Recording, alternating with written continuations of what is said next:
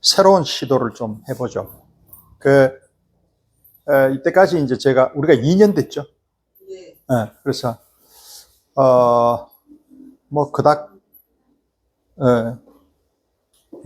원래 우리가 추구했던 게 무슨 조회수를 늘리고 유튜브를 해서 뭘 하는 게 아니었기 때문에 별로 관심이 없었는데, 저는 몰랐는데, 저하고 옛날에 방송했던 방송 PD가 여사무소에서 제가 이 유튜브를 하고 있는 거를 알았는지, 오늘 전화가 왔어요. 여사무소에서 봤대요. 어떻게 하냐, 여사무소. 그래서 그랬다. 딱 하는 얘기가, 방송을 하시는 분이 화질이 너무 안 좋은데요. 왜 그러세요? 그래서 딱 보면 알아요, 그들은. 그래서 생방송을 하는데 편집은 전혀 하지 않고, 문 그렇게 성의 없이, 내가 이제 아카데미를 하는지 뭘 하고 있는지. 근데, 이 친구도 원래 이제 그 방송 PD 안 했으면은, 큐레이터 하고 싶어서 지금 이제 여기저기 공부하고 있고, 미국도 다니고 등등. 그 이제 방송사의, 그 종편에 있다가, 원래 있던 MBC에 있다가 이제 왔다 갔다 하면서 되게 엑셀런트한 친구예요. 그래서 하다가 저도 좀 들어도 되긴, 유튜브로 봐라 그랬더니, 그게 아니고, 내가 좀 봐주겠대. 그래서 뭘 봐주겠냐 했더니, 이게 이야기 하더라고요. 그럼 됐다. 그런 게 하지 마라. 그런데 이 친구가 얘기 하다가 공부를 하고 싶대. 그래서, 네 시간 되면 미국에 안 가면 한국에 와서 들어라. 그래서,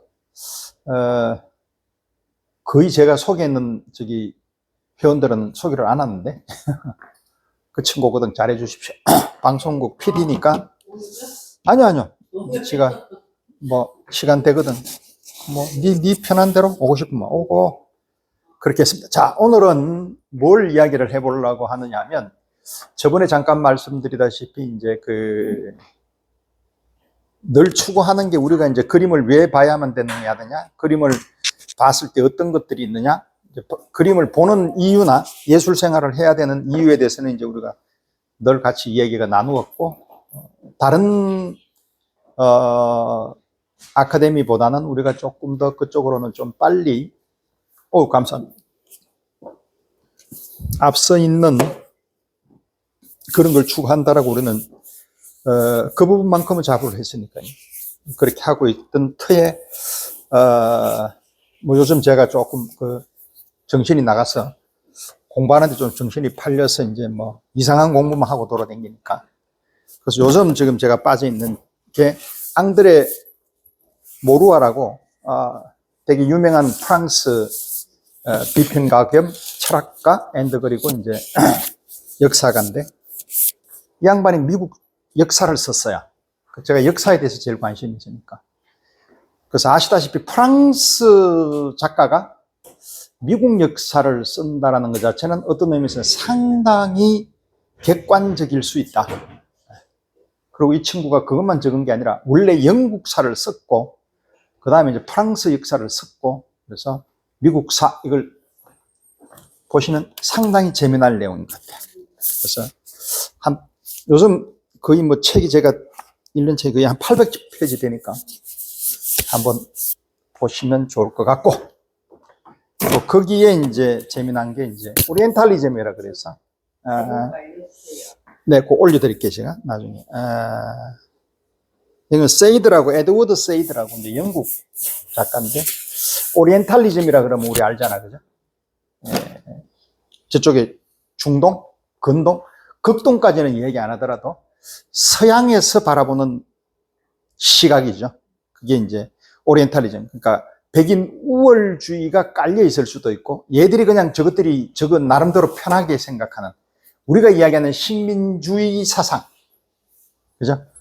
그런 것들에 대한 것을 약간 우리 동양이라는 것 자체를, 동양이라고 이제 이야기하면 조금 오히려 우리가 우리 스스로를 낮추는 격이 되니까, 서양과 동양이라는 것을 낮추게 되니까, 얘들은 요즘 이제 오리엔탈리즘, 오리엔탈리스트라는 말을 쓰더라고요.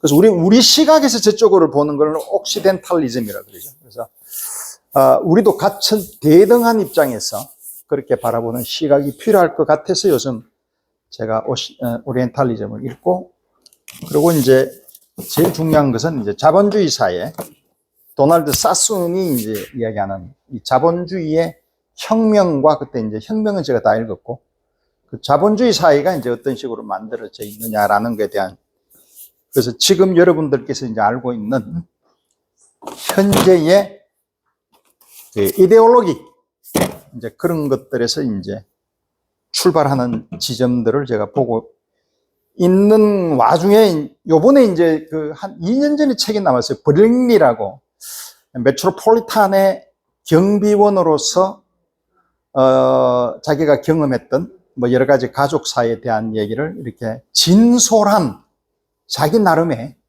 방식으로 메트로폴리탄을 있으면서 거기에 피난처가 되어서 자기 나름의 가장 아름다운 장소에서 힐링이라는 얘기는 저는 싫어해요. 힐링이라는 게 뭐가 힐링입니까? 힐링이 어디 있어, 세상에? 그죠? 사람이 항상 늘 예견되는 일로 특별한 문제가 없이 내 인생은 끝날 거라고 생각하잖아요. 그런 게 어디 있어요, 세상에? 그죠? 요즘 지금 우리 현대 일들이 이렇게 벌어질 거라고는 아무도 상상 못 하잖아요. 툭툭 터진단 말이에요. 그럼 그럴 때마다 깜짝깜짝 놀라야 된다? 그건 아니죠. 근데 요즘 서점가에서 상당히 각광받고 있는 책 중에 하나가 쇼펜하우어가 불안 등등에 대해서 이제 하는 이런 책들 나오면 막 엄청 사요. 근데 그 부분은 잘 아시다시피 거기 테마만 이야기하면 그 말이 안 된단 말이에요. 전체를 읽어야지 그것만 읽으면 쇼펜하우어를 이해할 수가 없잖아요. 그런 거 말고 깊은 사고를 하려고 그러면 쇼펜하우어의 전체적인 책을 조금씩 읽어봐라는 거죠. 그래서 개발서 같은 그런 종류의 책 말고, 그래서 제가 이야기 드리고 싶은 것은 우리가 욕망 때문에 살아가는 거는 맞잖아, 그죠? 욕망이 없으면 사람이 죽은 거죠.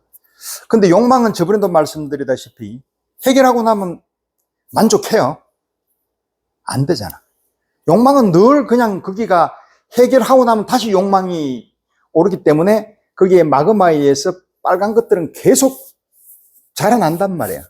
그런데 억지로 열심히 해서 이제 욕망을 다 깔아앉히는 나름의 어떤 그 뭐라 그럴까요? 강박을 통해서 우리가 막 굉장히 이렇게 막 강박적인 어떤 성격으로 그걸 다 눌러서 돌을 닦았어. 근데 한 1년 있으면 나태해지고 지루해져요. 그죠? 그 인생은, 쇼펜하우어는 늘 권태와 욕망으로 살아간다는 거예요. 항상 우리는 뭔가가 벌어지게 돼 있는데 그걸 우리가 예측할 수도 없고, 그러면 인생의 목적이라기보다는 힐링이라기보다는 견딘다, 버틴다라는 표현이 더 정확할 거예요. 그래서 이 친구가, 브링리가 형이 죽고 난 뒤에 그 상황에서 버틸 수 있는 힘을 잡아낸 것이 메트로폴리탄 뮤지엄의 경비원이 되는 거였다는 거죠. 그럼 이제 대충 어떤 내용이겠다라는 건 아시잖아요. 그죠? 저번에도 히쌈인가 제가 저번에 시에나에 한 달 살기 얘기했잖아요. 다 그런 거예요. 히쌈도 시에나파의 그림을 너무 좋아해요. 그래서 여러분들도 그림이 힐링을 준다라기보다 그림의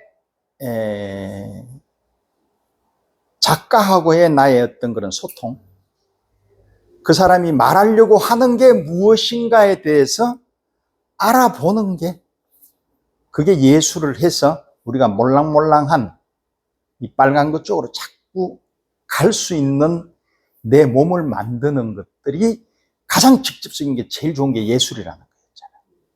이제 그런 책의 내용들이에요. 근데 중요한 거는 우리나라는 그런 책 나오면 1등인 모양이에요. 요번에 한국에 왔더라고, 이분이. 전 몰랐는데, SNS에 보니까, 이 사람 얼굴이 뜨네. 그래서, 근데 옆에 보니까 우리나라 사람들이 막 있어, 막. 아시잖아. 제가 폄훼하는 거 아니에요. 약간 나이가, 남자는 아무도 없어. 전부 다 이제 약간 50에서 60. 작가 팔짱 끼고 막 사진 찍잖아. 이 사람 당황스러워가지고 웃지도 않, 그래도 이 사람들은 잘 웃잖아. 웃으면서 막 이렇게 이야기하고. 그러고 김성현이라고 있어요, 우리나라에. 유튜브 하는 양반인데, 젊은 친구인데 미국에서 공부하고 와서 이제. 그것도 약간, 문명적으로 조금 뛰어난 이 친구가 이 화가, 이 작가하고 직접적으로 이렇게 화상으로 전화해서 인터뷰하는 것을 내가 들었는데, 이 사람의 솔직한 이런 것들. 나중에 김성현 유튜브 한번 보세요. 브링리하고의 대담하는 거. 너무너무 감명 깊을 거예요. 그래서, 김성현인가? 우리나라 사람들은 이름 잘 몰라요. 조성현? I'm sorry. 그래서 그런 분들이 이제 했던 것들을 보고, 이게 무엇을 여러분들한테 책을 읽어본 분은 잘 알겠지만, 안 읽어본 분은 이게 무엇을 의미할까라는 것 자체를 잠깐 제가 말씀드리면 다 이해할 내용이니까 책을 못 보신 분들을 위해서 이제 그렇게 인트로, 그러니까 제가 스포일러처럼 하나하나 봐서 이런 것들을 여러분들한테 심어주게 되면 감동이 전혀 없고 스포일러가 돼버려요. 그래서 오늘의 강의는 그런 강의가 아니라 메트로폴리탄에서의 작품들이 어떤 게 있을까? 그걸 중심으로 한번 해보도록 하겠습니다. 메트로폴리탄 갔다 오신 분요? 허이쿠. 안 갔다 오신 분요? 하나, 둘, 셋, 네 명. 근데 거기가 되게 크잖아요. 그죠? 7만 여점이 있는데, 거의 뭐, 한 달은 봐야, 그쵸? 그래서, 이 브링리라는 사람 자체의 캐릭터가 되게 재미난 양반이에요. 그러니까 이 사람은, 원래 이 사람이 되게 옵티미스틱한 사람이에요. 굉장히 긍정적인 사람이에요. 그렇기 때문에 이겨냈을 수도 있고, 그래서 내용은 간단하게 말씀드리자면, 형이 되게 엑셀런트한 친구예요. 그러니까 우리가 이제 이야기하는 이과적인 어떤 머리를 가지고 있는, 수학 되게 잘하고, 물리도 너무너무 잘했어. 중학교 때 벌써 고등학교 때고 막 되게 별로 기분 안 좋은 애 있잖아요. 근데 얘가 너무 착한 거예요. 서로에 대해 가지고 형하고도 잘 지내고, 주위에 있는 사람들한테 이렇게 잘 다가가고, 잘 아시다시피 미국의 식민지는 잘 아시다시피 이 사람들 자체가 크롬웰을 통해 가지고 거기에서 찰스 1세가 단두대에서 목 잘리고 크롬웰이 들어왔을 때에 여기에 있던 왕당파들이 도망갔던 1차가 미국으로 가잖아요. 북아메리카. 그때 만났던 사람들이 인디안도 있고, 인디안들은 중앙아메리카에 살기도 하고, 남아메리카에 살기도 하고, 북아메리카에 살기도 하고, 그래서 그때 영역을 보면은 프랑스도 있고, 영국도 있고, 원래 스페인하고 포르투갈이, 그쵸? 콜럼부스가 들어왔잖아요. 이때 들어올 때에 영국은 스페인하고 포르투갈이 그랬을 때 영국은 쟤들이 먹고 사는 거 보니까 장난 아니게 먹고 살거든. 뭔가는 하나 뚫자라고 해가지고 했던 데가 아메리카를 생각했다. 그때 누구냐면 헨리 8세의 아버지가 누구다? 헨리 7세. 이 사람이 1450년생, 그러면 다빈치하고 나이가 비슷. 헨리 8세는 1500. 다시 한번 해볼게요. 헨리 8세. 왜 제가 자꾸 이야기하느냐 하면 이게 근간이 잡혀야 뭔가 나중에 볼 때 이렇게 같이 간단 말이에요. 헨리 8세 있고, 프랑스에 오면 프랑수와 1세, 스페인에 오면 카를 5세. 이 사람들이 다 1500년 사람들이에요. 그러면 제가 아버지는, 헨리 8세의 아버지는 뭐 한 30살에 놓고 하면은 1400, 한 70, 1460 정도 되겠죠. 딱 그게 맞단 말이에요. 그렇게 다 하면 거의 비슷하게 왕들이 다 나와요. 왕이 70에 놓지는 않잖아. 어떻든 헨리 7세하고 콜럼부스하고 같이 가는 거야. 다빈치 나이하고 비슷하니까. 그래서 그때 영국이 슬쩍이 북아메리카에 그래요. 근데 북아메리카 사람들은 보통 우리가 이제 식민지라든지 이랬을 때 정복하는 사람들이 있고 거기에 있는 원주민들이 있잖아요. 그죠? 정착민 아니면 원주민이라고 이야기가 되겠다. 그 사람들은 폭력적으로 막 강압적으로 가잖아. 그쵸? 대부분 다. 그래서 이제 아프리카나 이런 데는 그렇게 많이 갔잖아요. 근데 아메리카는 아니란 말이야. 가자마자 서로 다민족들이 왔는데 가급적이면 안 싸워요. 네. 그러니까 어쩌면 그것 때문에 미국이 굉장한 어떤 인종의 파괴나 역사의 어떤 대학살이나 이런 거 없이 아주 행복하게 식민지라기보다는 자기네들이 개척을 하는 거예요. 근데 왜 그러면 인디안들이 많이 죽었느냐? 인디안이라는 자체는 원래 이 사람들은 가만히 생긴 건 누구하고 닮았어요? 동양하고 닮았죠. 그래서 아시아에서 왔다라고 이야기하지만 그건 아직까지 증명된 바는 없으니까. 근데 그거하고 비슷한 게 멕시코의 아즈텍 문화, 마야 문명 이런 사람들하고 비슷비슷하잖아. 근데 얘보다는 아즈텍 문명이나 마야 문명이나 페루에 있는 문명보다는, 잉카 문명보다는 이 사람들이 떨어져요. 인디아가. 그쵸? 아니 그러면은 같이 왔다며. 그게 이해가 안 된단 말이에요. 지금. 그래서 그것을 지금 보고 있으니까 나중에 설명드리도록 할게요. 그래서 지금 이상한 데 가면 또 이제 헷갈리니까. 그죠? 내가 어디까지 갔어요? 미국까지 갔어요? 그래서 브링리가 그런 생각을 가지고 있는 이런 것들이 식민지화가 되면서 가져왔던 미국의 그런 역사적인 상황하고도 상당히 일맥상통하는, 미국 애들이 그만큼 나름대로는 남에 대한 배려는 상당히 있었다라고 이제 보는 게 맞고, 어떻든 이제 뭐 노예 전쟁이나 이런 것들은 또 다른 문제니까. 그래서 이 사람이 원래 자기가 형이 그렇게 죽고 난 뒤에는 원래 이 사람이 뉴요크의 잡지 기자였어요. 그럼 그 당시에 뉴요크라 그러면 상당해요. 뉴요크라는 잡지는 보그 정도로 해가 상당히 괜찮은 잡지사의 기자였죠. 대부분 사람들이 바로 졸업하자마자 잘 못 가죠. 다른 데 갔다가 이제 한 2, 3년, 3, 4년 돼서 스펙 쌓고 들어가는 데가 그런 데인데, 거기에서 형을 딱 죽음을 맞이하고 난 뒤에 회사로 올라갈 때 벌써 이미 지 마음에서는 거기에서 버티낼 재간이 없다라고 생각을 하는 거죠. 그래서 과감히 아장스망을 택한다는 거죠. 그러면 메트로폴리탄 매처라고 줄일게요. 매처에 있는 경비원들의 사람들의 직업들은 어떤 군들이냐? 상당히 다양한. 거기에 있으면서 가지고 있는 그 생각들, 그러니까 미술을 즐기는 이런 사람들의 생각들이 너무너무 부러운 현상이었다. 그래서 그런 측면에서 대충 어떤 것이다라고 봤을 때 여러분들이 관심이 있으면 읽어보고, 아니면 말고, 안 읽어도 되고. 자, 요거는 이제 맛배기로 인트로 들어가기 전에 그림을 한번 보죠. 누구 그림 같아요? 그쵸?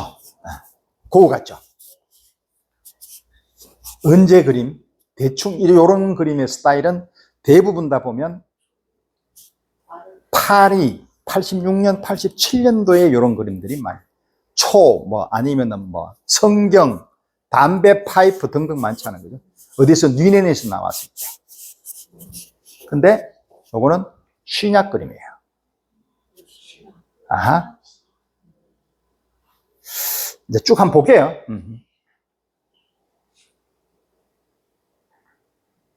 자, 요 그림은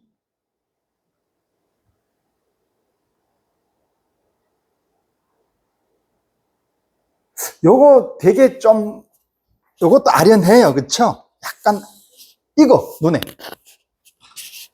요런 거. 그죠?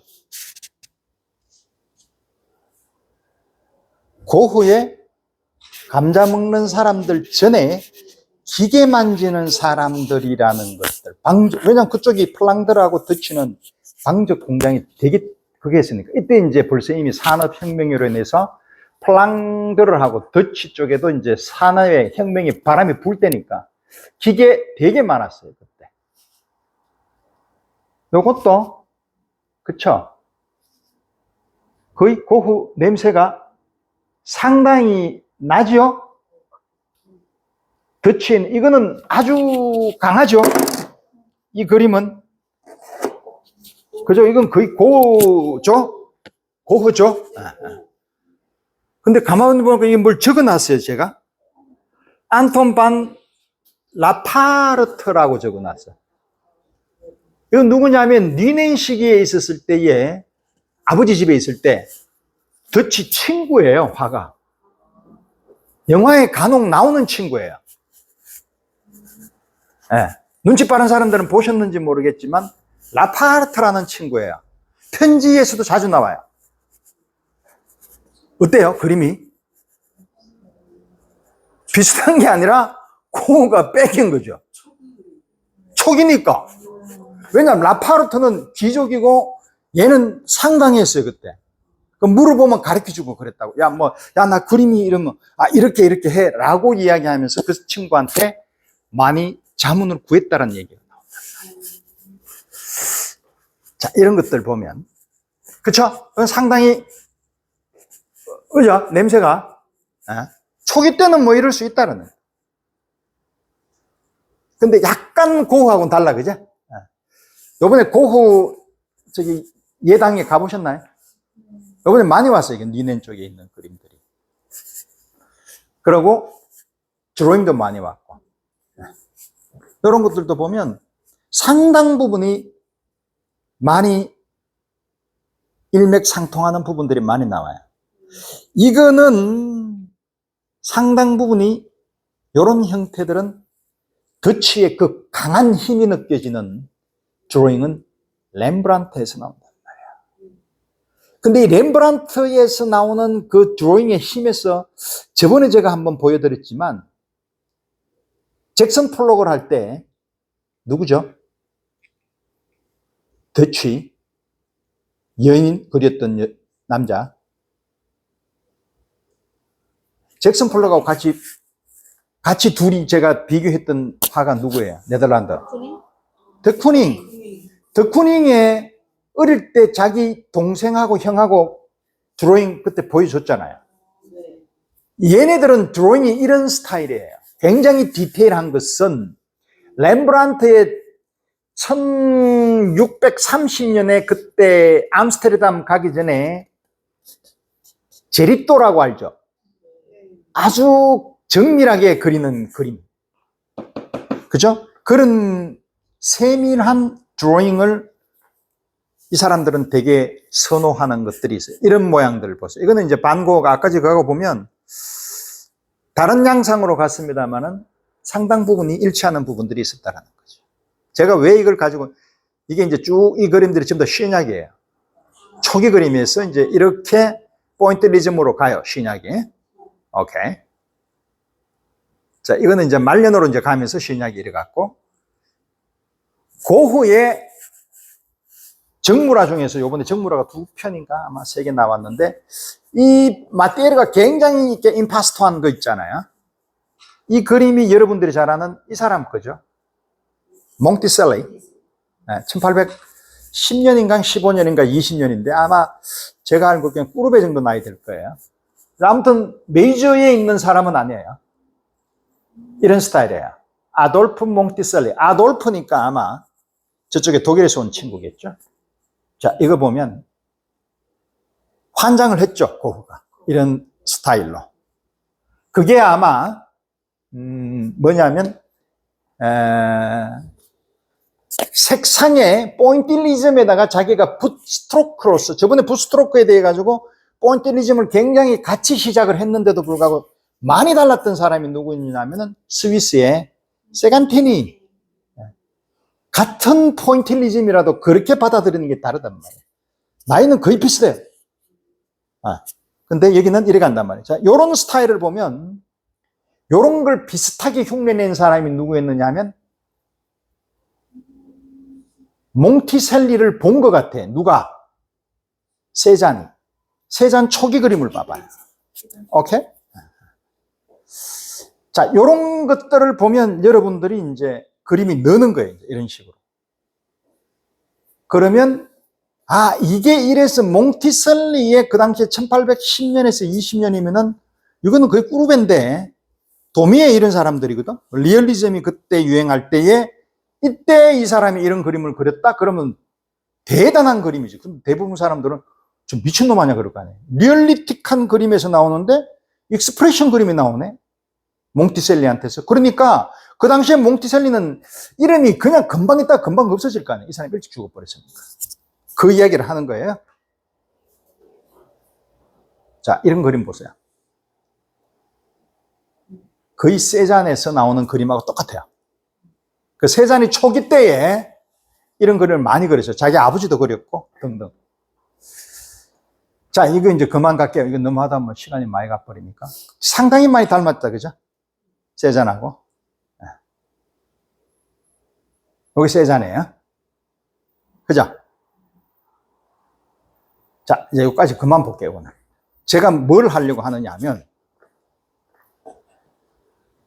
우리 저번에 고흐하고 누구하고 동거를 했죠? 2달 동안의 동거를 고갱을 했죠. 발칙한 상상을 해봤어요. 그러면 고흐가 고갱하고 동거를 안 했으면 어떡할 것이냐. 이 사람은 무조건 동거를 하고 싶어 했단 말이에요. 왜냐하면 그 당시에 벌써 이미 사회주의 물결들이 굉장히 물결을 쳤을 때예요. 1800년, 80년대, 90년대에는 프로동부터 시작을 해서 막스 레닌주의하고 이런 사회주의가 그냥 1870년대 꼬민 커뮤니스트, 그러니까 공산주의들이 이론들이 프랑스에서 먼저 시작을 했단 말이에요. 그러니까 얘는 공동체 콜로니를 하고 싶었던 거예요. 왜냐? 고흐는 아시다시피 전형적인 사회주의예요. 소셜리스트예요. 이거는 내가 껐어요. 당황하지 마세요, 교수님. 그래서 이 자리에 누가 있으면 괜찮았을까? 왜냐? 고흐가 고갱이 아니었으면 그런 일도 안 생겼을 테고 생렘이라는 데를 가지를 않았을 테고 그것을 시나리오를 써서 우리 나름대로 새로운 뭔가 내용을 한번 만들어 보자는 거죠. 그걸 지금 제가 준비하는 데 있어 고흐가 같이 동거할 수 있는 사람들을 다 찾아본 거예요. 그런데 그 사람하고 안면이 있는 사람하고 둘이 붙여야지. 전혀 생뚱맞게 존 싱어 서전트를 데려올 수는 없잖아요. 그 사람하고 연결되어 있는 사람들을 다 모았어요, 제가. 그래서 이건 되게 재미나는 내용일 것 같아요. 그렇죠. 네. 이런 거는 만약에 프랑스에 있으면 학생들한테 고흐가 동거를 하는데 같이 있었을 때에 이런 화가나 네가 알 수 있는 화가를 가지고 어떤 그림이 나올 거고 어떤 현상들이 생길 건가에 대해서 숙제를 해봐라라고 하면 논문을 써도 되고 재밌을 것 같지 않아요? 그렇죠? 그래서 저는 라파르트라는 애를 넣었을 때는 고흐 그림은 예상이 된단 말이에요. 이런 식으로밖에 더 이상 진행이 안 된다는 거죠. 그죠? 왜냐하면 생림의 그림은 일단은 없어져야 될 거 아니에요. 그죠? 그래서 그 나름의 어떤 방법으로 한번 생각을 해보자고요. 그래서 이걸 가지고 왔고, 재밌겠어요? 네. 예.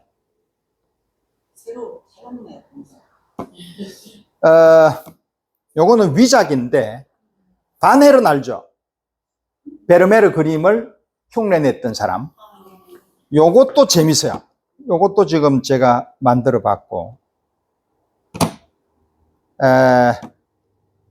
요것도 상당히 재밌어요, 요거. 우리가 그룹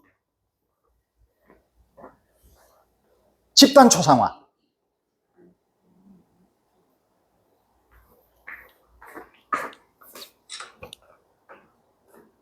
그 초상화인데 집단으로 만들어져 있는 초상화만 골라서 보게 되면 상당히 재밌어요, 이게. 우리가 이제 많이 알고 있는 게 앙땡, 빵땡, 라뚜로만 알고 있는데 상당히 많아요. 그 초상화는 개인이 돼야지 집단으로 갈 수가 없단 말이에요. 자, 그러면 다시 한번 예를 들어 볼게요. 자, 인디안이 있었죠? 아즈텍 문화하고 마야가 남쪽이고 아즈텍이 북쪽입니다. 근데 북쪽에 있는 아즈텍 문화는 굉장히 어그레시브해요.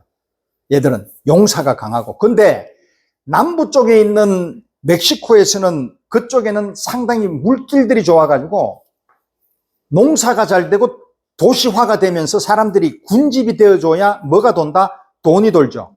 그래야 예술과 문학과 문명이 생기는 거예요. 인디아는 안 된단 말이에요. 그래서 문명과 그런 것들이 안 된단 말이에요.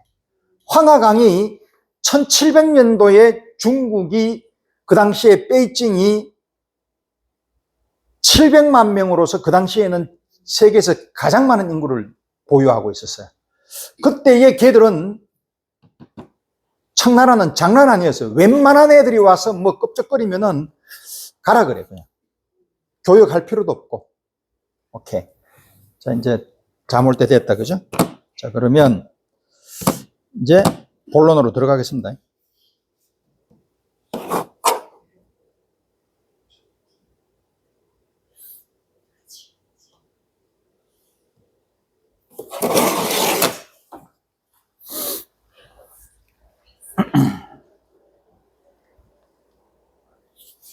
메트로폴리탄의 뮤지엄이 이제 세계 3대 뮤지엄이라 그러대요. 아닌가요?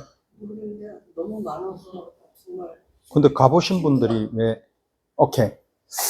1866년도 미국의 독립기념일을 통해서 어디에서 파리에서 돈 많은 사람들이 모여서 자, 그러면 뭘 한번 해볼래? 라고 시작을 했어요. 그러면 이때 1866년도 그 정도 레벨에서는 어느 나라가 제일 잘 살았다?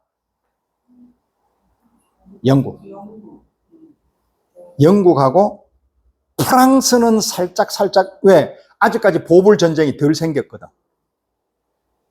인구는 영국이 많아요? 프랑스가 많겠어요? 오, 2배.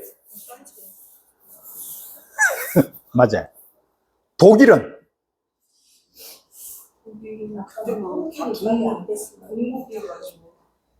독일은 언제 통일됐나요?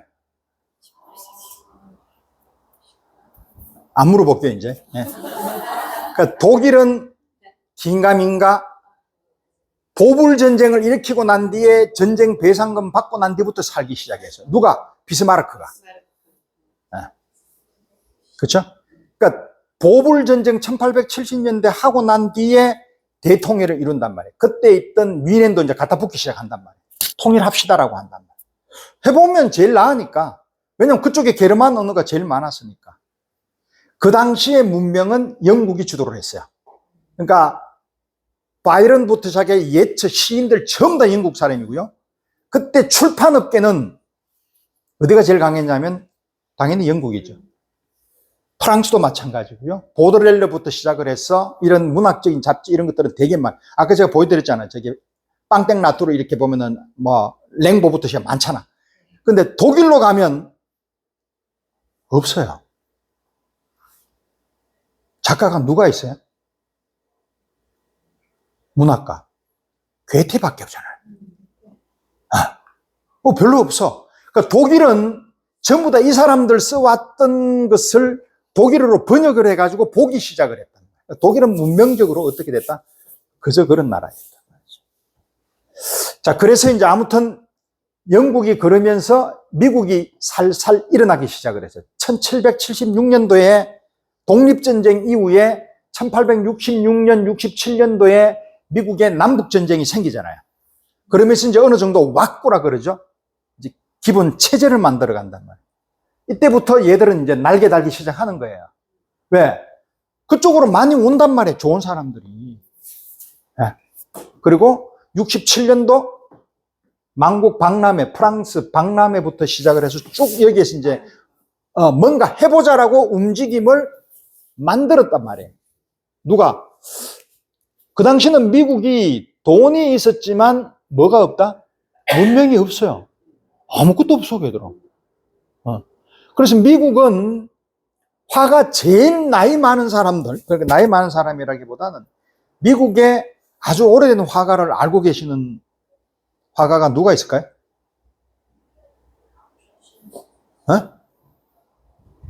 누구? 큰 소리로.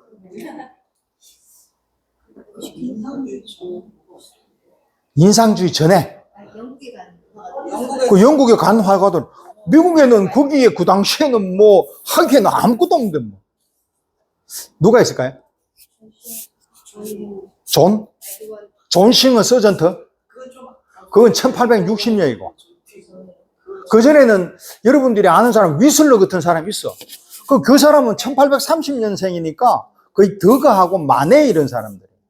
그러니까, 그 누구야, 그 휘스난하고 바람 피웠던 그 누구의, 저기, 꾸르베 여인. 뭐, 그 나이란 말이야. 그러니까 그거 가지고는 이야기하는 게 아니고, 그보다 더 전에 있었단 말이야. 그러니까 미국도, 그럼 그 사람들은 누구냐면 미국 오리지널 사람이 아니잖아. 앵글로 아메리칸이잖아. 그쵸? 그 사람들을 이야기하는 거예요. 그 사람, 그래도 이 사람들은 그걸로 되게 자부심이 있어요. 워싱턴 대통령 초상화 그린 사람들이 있다. 그렇지. 길버트 스튜어트 같은 사람은, 근데 이 사람은 오리지널 미국이 아니었잖아요. 아이리시 무슨 아메리칸인가? 뭐 이런 거란 말이에요. 오케이? 자, 그런데 이 사람들은 되게 자부심을 가져요. 미국 사람들. 왜? 자기네들은 문명이 없으니까. 다 있는데 문명이 없다라는 거잖아요. 문명은 절대로 하루아침에 만들어지는 게 아니란 말이에요. 그러니까 미국은 갈취했고 저것들이 와가지고 저것들이 만들어줬잖아, 다른 사람들이. 근데 그건 사상누각이에요. 그래서 잭슨 폴록을 보면 되게 막 이렇게 막 세계적인 거라 그러는데 여러분들은 아시잖아요. 이번에 갔다 왔잖아요. 저기 노원구에. 뭔가 남들은 좋다라고 하니까 좋은 건 맞는데 보고 있으면은 뭔가 마음에 막 이렇게 요란이 들고 이 사람의 어떤 움직임이나 액티비티 에너지가 있는 거는 맞는데 다시 조용하게 혼자서 생각을 해서 그걸 우리 집에 걸어 놓을까? 정신사납단 말이에요. 이게. 나는 괜찮을 수 있는데 다른 사람이 어떻게 생각할까를 또 생각을 한단 말이에요. 그러니까 그것도 아니라고 하더라도 아무튼 무슨 얘기냐? 머리가 복잡하다는 얘기예요. 그건 무슨 뜻이냐면 그런 것들 이전에 뭔가 많아서 하나의 원오브 댐이 됐으면은 잭슨 폴록이 아무 문제가 안 되겠는데 걔가 최고거든. 그 당시에 확 밀어붙인 게. 근데 그러기에는 좀 약하단 말이에요, 이게. 잭슨 폴록. 오히려 가만히 옆에서 보니까 더 쿠닝이 더 20이잖아. 그쵸? 그런데 이제 얼떨결에 하다 보니까 마크 로스코도 있고 막 다 왔는데 걔들이 처음 다 외인 부대네. 외인 부대가 뉴욕 스쿨이었단 말이에요. 그러니까 살았단 말이에요. 뉴욕 스쿨이 아니라 미국의 뉴욕파라는 것 자체가 전부 다 미국 애들이라 그러면 발전력 없어요. 전부 다 못 먹고 사니까 다 들어온 거예요, 이제 그때. 근데 후발주자로 들어온 애들이 언제 들어왔냐면은 1900 초기에 들어온 사람들은 주로 많이 들어온 사람들이 이탈리아 그리고 러시아에서 그때 이제 막 농노전쟁 생기고 막 혁명 생길 때 그때는 동부 유럽 이런 데 있잖아. 폴란드, 뭐 리투아니아 이런 사람들. 그리고 이탈리아가 1860년대에 독립을 했지만 그래도 계속 얘들은 파시즘하고 이런 걸로 막 헷갈렸잖아. 그런 애들이 아메리칸 드림을 찾아서 와요. 그럼 걔들은 영국 이런 애들하고 달라. 아메리칸 드림에서 조금 행복해 볼라 그러면은 저쪽에 있는 사회주의 자기네들이 이제 만들어졌던 노동자들이 이민법을 걸어가지고 걔들한테도 뭐 여러 가지 어떤 그런 클레임을 걸기 시작을 한단 말이야. 그러니까 한 무대기 왔다가 한 무대기 다 가요. 그래 이탈리아 애들은 많이 넘어갔어, 다시. 저거 나라로. 그러니까 미국이 한 번 우 왔다가 우 가는 사람들이에요. 오케이, 이제 그거는 지금 별로 중요하지 않아. 어떻든 그래서 메트로폴리탄이 만들어졌어. 그 전에 이거 한번 질문을 하고 넘어가죠. 상당히 센시티브한 질문인데 여러분들이 이제 AI라는 것 자체를 굉장히 이제 관심 깊게 보고 지금도 AI가 나오게 되면 내 직업부터 시작을 해서 이런 것들은 사회적으로 많이 이야기를 하죠. 근데 AI가 벌써 이미 예술에 대해서는 이제 그림을 그리기 시작을 했죠. 그 심지어는 그려놓으니까 저쪽에 윗드니하고 미국의 모마하고 이런 데서는 샀어. 6억 주고. 이런 거 사. 네. 그건 뭐 장난도 아니고, 그죠? 만한데, 뭐. 우리 옛날에 있던 스타워즈 이런 거를, 스타워즈를 일본 스타일로 해서 사무라이로 입혀가지고, 왜냐면 이런 것들이 주로 게임에서 많이 나오니까. 그런 이미지들은 얘들은 굉장히 중요하니까. 자, 이렇게 만들어요. 이건 약간 그런데, 이거는 뭐, 그쵸? 나름, 이 사람 누구? 듀샹. 그 당시에 1913년도 아모리쇼,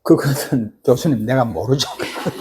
내가 뭐 거기까지 이게 포커스가 다 그러니까 그게 이제 그 자체의 어떤 그런 프로세스는 우리가 알 필요는 없고 어떻든 이거에 어떤 굵직한 이데올로기를 우리가 이야기하는 건데 한 번쯤 고민을 해 봐야 되는 시점이 왔다라는 거예요. 제 생각, in my personal thinking, 프랭클리하게 이야기하면 이거는 반드시 돼야 되는 문제예요. 늘 되어 왔고 우리 역사상 아방가르드가 한 번도 만들어져서 없어져 본 적이 없어요. 늘 만들어져요, 그거는. 근데 이제 그게 제 생각엔 우리가 제일 처음에 뭔가를 만들어서 할 때에는 중세에서 종교에서 우리가 탈피해가 뭐를 내세우려고 나왔냐면 인간을 내세우려고 왔어요. 찌들리다가 못했어. 그래서 만들어낸 게 르네상스였다.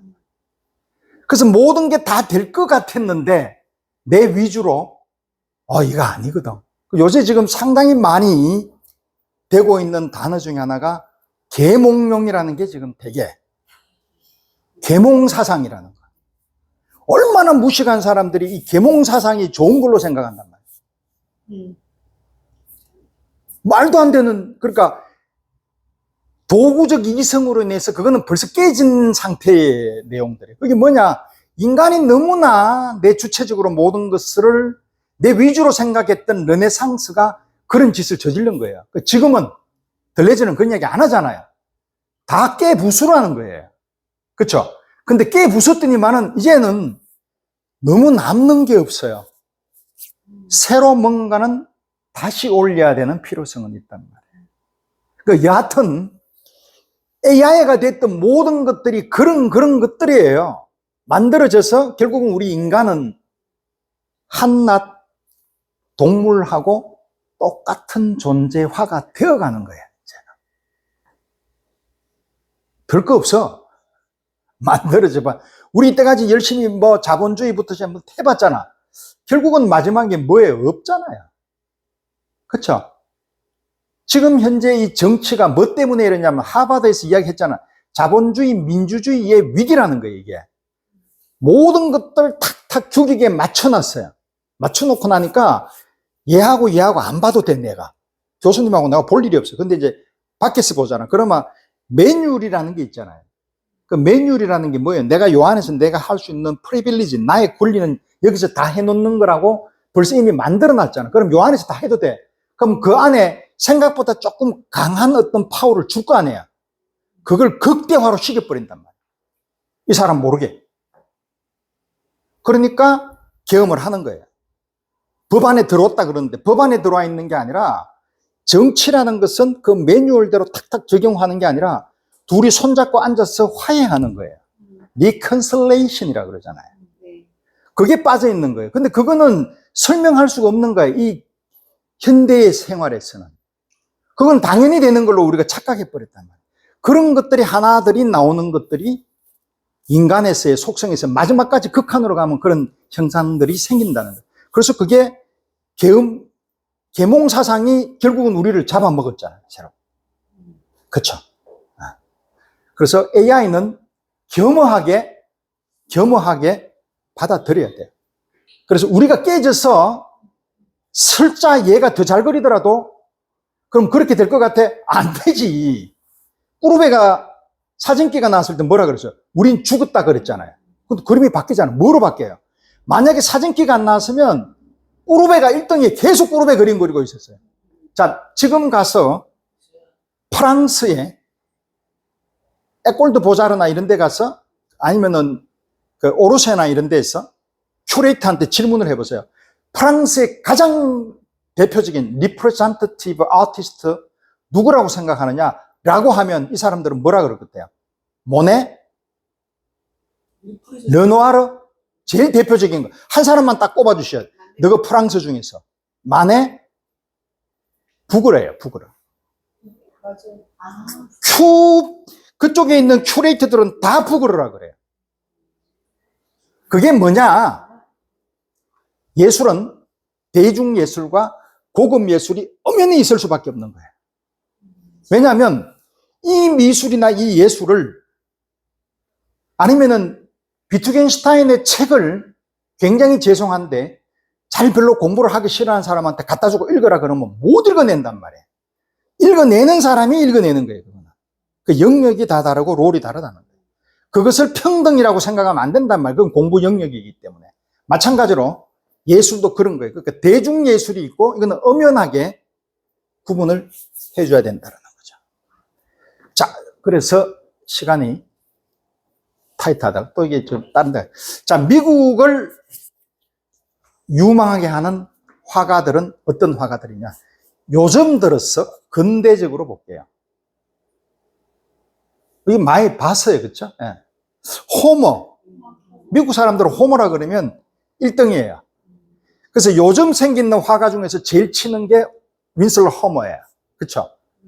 메리 카셋은 왜 그러냐 하면 프랑스를 가지고 왔잖아요. 이 사람이. 그죠? 그래서 여러분들이 알고 있는 누구죠? 피카소, 거트루트 스타인 그런 사람들을 미국으로 보내서 피카소 그림을 사게끔 만들었던 장본인 중에 하나가 메리 카셋. 빨리 갈게요. 차일드 하삼. 아주 유명한 사람이다. 그죠? 아메리칸 임프레셔니스트. 인상파. 존 헨리 트와츠먼이라는 사람, 이건 조금 어려워요. 이 사람은 아메리칸 임프레셔니스트 중에서 약간 독일 계통 쪽으로 있어요. 그러니까 이 사람들은 둘이 같이 가요. 그냥 가서 프랑스로 바로 가는 사람, 지베르니니 파가 있고, 저쪽에 가서 독일에 가서 라이벌부터 시작해서 약간 그런 사람들의 익스프레셔니스트였던 그런 그림들을 조금 보고 와서 그리면은 이런 사람들 그림하고 이런 사람 그림이 완전히 달라요. 그러니까 미국의 인상파는 조금 그림이 달라요. 그러니까 차일드 하삼 같은 경우에는 굉장히 모네 쪽에 있는 지베르나이트라 그래서 그런 쪽에는 모네 그림에 많이 가깝고 이 사람들은 모네하고 둘이 섞어놨어요. 근데 메리 카셋은 그런가 나름의 원래적인 독창적인 게 있잖아. 그렇죠? 메리 카셋. 자, 존 싱어 서전트는 그렇고 요거는 그냥 재미나게 한번 가져와 봤어요. 이 새가 왜 제가 가져왔냐면은 이 새가 너무 아름답더라고요. 고호의 새. 요거는 장례용 제롬의 새. 새를 저런 식으로 그릴 줄 안다라는 것 자체에 대해서 이 사람들은 아카데미에 대해서 굉장히 강해요. 그래서 미국에서 아카데미는 프랑스의 아카데미하고 조금 달라요. 오케이. 요거는 이제 플랑드르. 그쵸? 요런 거 보면 아시잖아. 그죠? 예. 요거는 파울 클레의 새예요. 요거는 앙리 루소의 새죠. 자, 밤을 그렸던 화가 잠깐 보여드릴게요. 밤은 원래 잘 못 그렸어요. 왜냐하면 인상파 화가들이 낮에 그렸지 밤에 안 그려요. 밤에는 꼼꼼한데 그건 뭐 때문에?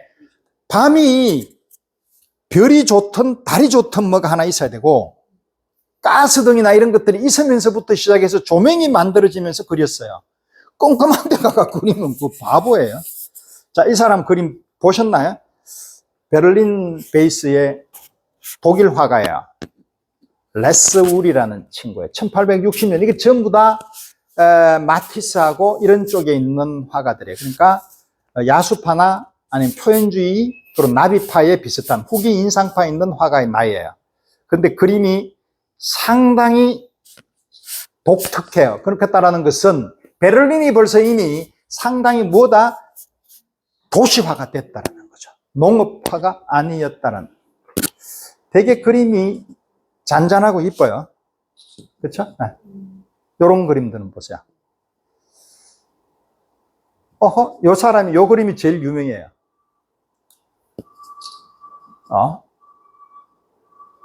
약간 드가의 냄새도 나죠, 그죠? 네? 레스 우리. 자, 이거 전체로 확대한 겁니다. 뭐 이거는 에드워드하고 이거는 잘 알고 있는 화가들이었고, 찰드 하삼도 저런 그림을 많이 그려요.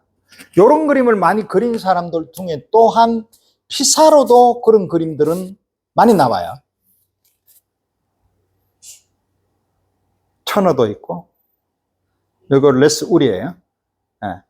자, 요 그림은 어디서 많이 봤는데 마케 그림하고, 그쵸?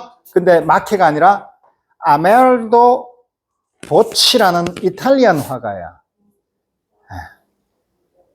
자, 브라질리안 아티스트도 이런 화가들인데, 브라질리안은 여러분도 알다시피 남미 쪽에 있는 화가들은 상당히 그쪽이 강해요. 볼게요. 가장 경이로운 세계라고 이야기를 합니다. 예술의 세계를. 자, 삶이 휘청거리고 삐걱거릴 때 천천히 인간은 앞으로 나아가게 되는 겁니다. 왜 그러냐? 버티는 힘과 상처는 조금씩 아물어져 가는 거예요. 그래서 10년 있다가 이 사람이 두째 애를 가지고 이제는 그 둥지를 박차고 나옵니다. 메트로폴리탄에 자기가 그렸던 이 계단이라는, 저는 조금 개인적으로 이렇게 이걸 타이핑을 이렇게 해서 하는 것은 약간 촌스러워 보여서 약간 그랬어요. 이 책을. 자, 이 사람이 처음에 나오는 작품을, 요거는 이제 유일하게 몇 개만 소개하고 끝낼게요. 자, 바로 볼게요. 자, 이게 엘 그레코예요. 엘 그레코는 어느 크레타섬이라고 있어요. 크레타섬은 아나톨리아 반도 쪽 앞쪽에 시리아하고 그쪽 앞에 있는 섬인데, 그쪽이 원래 비잔틴 쪽으로 이슬람이 되게 강한 동네예요. 거기 태생인데 어디로 갔다? 그래서 베네치아에 가서 티치아노 밑에서 그림을 배우다가 바로 스페인으로 와서 톨레도에서 또아리를 털게 됩니다. 이 톨레도는 생각보다 상당히 그 당시만 해도 부유한 동네였습니다. 근데 이제 이때 궁정화가가 된다는 것은 누구냐? 펠리프 3세가 되겠죠. 펠리프 4세는 벨라스케스가 있었으니까, 그럼 이 사람은 벨라스케스보다는 한 60년 빠른 사람이다. 그럼 누구냐면 틴토레토 정도에 있는 사람. 그림의 모양을 보면 이때 이 사람이 벌써 이미 뭐를 그렸다? 풍경화를 그렸어요. 자, 이 사람의 그림은 그 당시에 그러면은 비슷한 사람의 나이로 봤을 때 우리가 등장하는 사람이 브론치노, 틴토레토, 그리고 폰토로모, 미켈란젤로 이제 마지막에 죽을 때 라파엘로, 이런 사람들 그림에서 아무리 찾아봐도 뒤에 있는 후경은 있지만 풍경화 온리는 아무도 안 그렸습니다. 한 사람은 있어요. 파티니르라고 있어요. 나중에 보여드릴 테니까. 그거는 플랑드르 화가인데, 그렇지만 이쪽에 있는 이탈리안, 스페인 쪽에 있는 그림하고는 상당히 달라요, 사뭇. 자, 조금 빠르게 지나갈게요. 보면 확실히 그 자기의 웨이브, 에너지, 디포미티, 이런 것들이 살아있는, 이 사람한테서 결국은 바로크가 만들어진다는 거죠. 그죠? 에너지를 느끼죠. 자, 이 사람 구름이나 하늘을 보세요. 이 양식이나 이런 것들은 주로 스페인에서 그 당시에 만들어져 있던 르네상스 양식들이고, 이런 구름의 모양으로 보면 이 구름을 이렇게 그 당시에 매너리즘 화가가 그릴 수 있는 사람은 아무도 없었습니다. 그래서 피카소가 가장 좋아하는 화가를 누구라고 쳤느냐 하면 엘 그레코예요. 늘 엘 그레코는 나옵니다. 자, 그럼 스페인을 볼게요. 스페인은 여러분들이 지금 이렇게 이제 관광을 간다든지 그랬을 때에, 저는 관광이라는 말을 제일 싫어하는데, 어떻든 이제 갔었을 때에 프라도 미술관하고 벨라스케스하고 무리오 등등 보고 난 뒤에 그 다음에 보면 피카소, 달리, 후안미로 없어요. 소로야 조금 있고, 그 큰 나라에 없잖아요, 화가가. 그죠? 프랑스는 가면 막 수백 명이 있잖아. 여기는 없어. 그런데 제가 이야기해드렸던 화가 중에 소리 소문 없이 없어진 화가들이 별로 없어요. 다 날고 기어요. 그죠? 센 놈들이잖아, 걔들은. 그죠? 오케이. 그 나중에 한번 설명해. 자, 그거하고 비슷하게 이쪽에 있는 풍경화를 그렸던 사람이 피트 브루엘이에요. 그런데 건물 보세요. 다르죠? 이쪽에 있는 부분 보세요. 굉장히 불안하고 뭔가 정서적으로 굉장히 안정되어 있지 못하죠. 근데 피트 브루엘은 어때요? 하늘 보면 잔잔해요. 이 사람은 그게 중요한 게 아니라 내 마음에 있는 이런 이게 아니라 자연주의에 있는 그대로를 표현하고 싶은 사람이었어요. 그러니까 농민화가였어요. 그러니까 이 사람한테 창의적으로 내면이라는 걸로 봤을 때 내면은 물론 있지만 이렇지는 않다는 거죠. 이해됐죠? 나이는 거의 비슷해요. 피트 브루엘하고 이 사람들은. 확실히 다르다, 그죠? 요거는 누구다? 라파엘로. 라파엘로는 여러분들이 잘 알고 있어. 그래서 이건 거의 안 했죠, 내가, 그죠? 뭐 할 일도 없고 여러분들이 그냥 들어가 보면 다 알고 워낙 많이 가보셨잖아.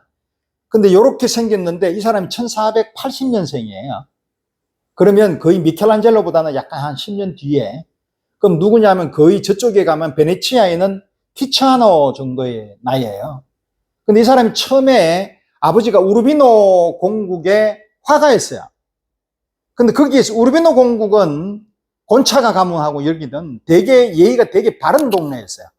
그래서 그쪽에 가서 아주 얌전하게 잘 학문을 공부를 열심히 잘 했던 화가였고 자기 스승이 누구다? 페루지노가 도시 이름이잖아요. 그죠? 그 동네에서 그림을 배웠을 거 아니에요.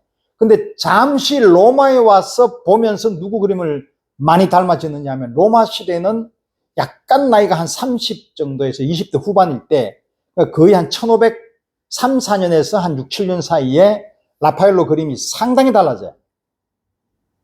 요 그림하고 이제 가만히 한번 보세요. 다르죠? 여기서부터 쭉 달라지기 시작해요. 요런 것들 보는 맛이 되게 좋지 않아요? 짜릿짜릿하잖아.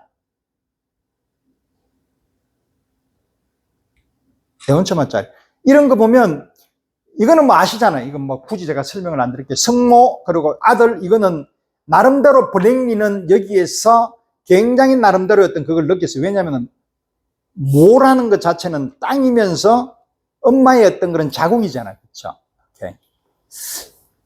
그리고 이 예수님의 표현 자체도 상당히 다양하게 그리는 그런 기법들을 구사하는데 나중에 어느 순간 되면서 스푸마토가 나오죠. 그러면 어디에 왔다? 로마에 와서 저 사람을 봤다는 거죠. 오케이. 자, 이런 것들 보면 상당히 이제 디포미티가 나오죠. 그렇죠? 원래 이 사람이 라파엘로가 그런 사람이 아니었다. 이런 것들 산미신 보면 1504년. 요거는 보면 게오르교하고 이건 거의 매너리즘에 가까워지고 있다라는 거죠. 요것도 그렇고 이제 완전히 정점을 달리고 있잖아요. 요거하고 다르게. 색깔의 어떤 양상으로 보면 저쪽에 베네치아 쪽에 있는 티치아노의 어떤 그런 영향, 색의 영향도 상당히 많이 받고 있는. 자, 요게 있는데 요거는 맷저에서 나오는 이 사람이 원래 밀랍 인형을 많이 만들어 놨잖아요. 더가가. 근데 이거를 살아생전에 했다 안 했다? 안 했잖아요. 그죠? 청동주조를 했는 게 매체에 있어요. 네. 26점인가 그렇게 있다라고 제가 알고 있어요. 그러니까 요거는 오롯에 있는 거고요. 마릴린 몬로가 또 한 카트를 자기가 자, 이집트 여기 이제 매트의 옥상입니다.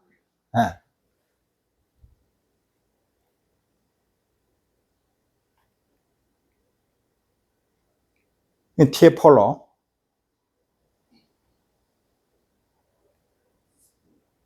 조토. 요쪽하고 요쪽이 좀 다른 게 다시 보면 여기는 공간감이 상당히 있죠. 그러니까 초기니까 지오토는 1260 정도 되는 사람이에요. 그러면은 저번에 제가 말씀드렸던 시에나파, 시에나, 거기는 국제 고딕 양식이라 그래서 시에나파라고 따로 나온단 말이에요. 후기 고딕 양식이라 그러는데 일명 비잔티노 이탈리안 르네상스라고 얘기를 해요. 그거는 주로 두초, 마르티니, 암브리오 피에트로 로렌제티 이런 사람들이 만드는 우첼로 이런 사람들. 그러니까 비잔틴의 골드 같은 거 그리고 약간의 그런 디자인적인 요소를 같이 가미해서 모자이크적인 요소를 같이 가미해서 굉장히 화려하게 만드는 것을 시에나 학파라 그래요. 그게 저번에 히삼이 시에나의 6한 달 살기에 나오는 그 그림에 암브리오 로렌제티 그림일 굉장히 이 사람이 거기에서 힐링을 받아요. 자, 요거는 조토는 상당히 달라요. 이제 그거하고 시에나가 요번에 매체에서 작년 12월 달인가 그때부터 아마 제가 알고 있기로는 시에나를 했는 걸로 제가 알고 있어요. 특별전을. 그리고 지금은 잘 모르겠습니다. 자, 요거가 상당히 매체에서 아끼는 그림이에요. 로버트 캠핑이라고 알아요? 나이가 연배가 어느 정도 될까요? 얀바네이커보다 많다 적다? 적어요. 나이가 많아요. 그러니까 얀바네이커가 1390이니까 이 사람은 1370이나 80 정도 돼요. 근데 어디 사람이다? 이탈리아? 플랑드르. 그죠? 근데 이 플랑드르하고 이탈리아하고 제가 르네상스는 다르다라고 말씀드렸죠. 그래서 이것을 전문적인 용어로는 Early Netherland Painting이라고 그래요. Early 네덜란드의 얘기를 같이 해요. 그러니까 플랑드르하고 같이 이제 통합을 해요. 더치 앤드 플랑드르를 네덜란드로 넣어버리는데 이네들의 특징은 이 자체가 종교화잖아요. 근데 그림이 어떻다? 일반 집을 배경으로 한다는 거죠. 그럼 이거는 저쪽에 있는 이탈리아에 있는 나이가 비슷한 사람의 화가가 프라 안젤리코, 필리포 리피 이런 사람들 그림이거든요. 그런 그림들하고는 상당히 달라. 이것도 수태고지잖아. 우리 흔히들 이야기하는. 마리아에 대해서 가브리엘라가 와서 너 이렇다라고 이야기해주는 아논시에이션이라고 하는 부분인데, 근데 이 사람은 그냥 책 읽고 있으면서 그냥 퍼질러져서 아주 고귀한 어떤 처녀가 자기 할 일 하고 있고 니는 이야기해봐라. 이 사람은 요런 그림 요렇게 그려주세요라고 해가 집에 놔두는 그림이잖아요. 그죠? 그래서 보면 요런 것들을 그대로 다 그냥 집안에서 전부 다 데코레이션 하고 있는 거예요. 요런 부분, 여기 부분. 그 여기에는 요셉이 이제 자기 남편이 그냥 구멍 뚫고 이렇게 뭘 만들고 있어요. 그런 것들을 그냥 있는 그대로. 그게 뭐냐? 누구하고 닮았다? 까라바쪼하고 비슷하죠. 자연주의였던 그런 상황으로 그렸다. 로베르트 캉팽.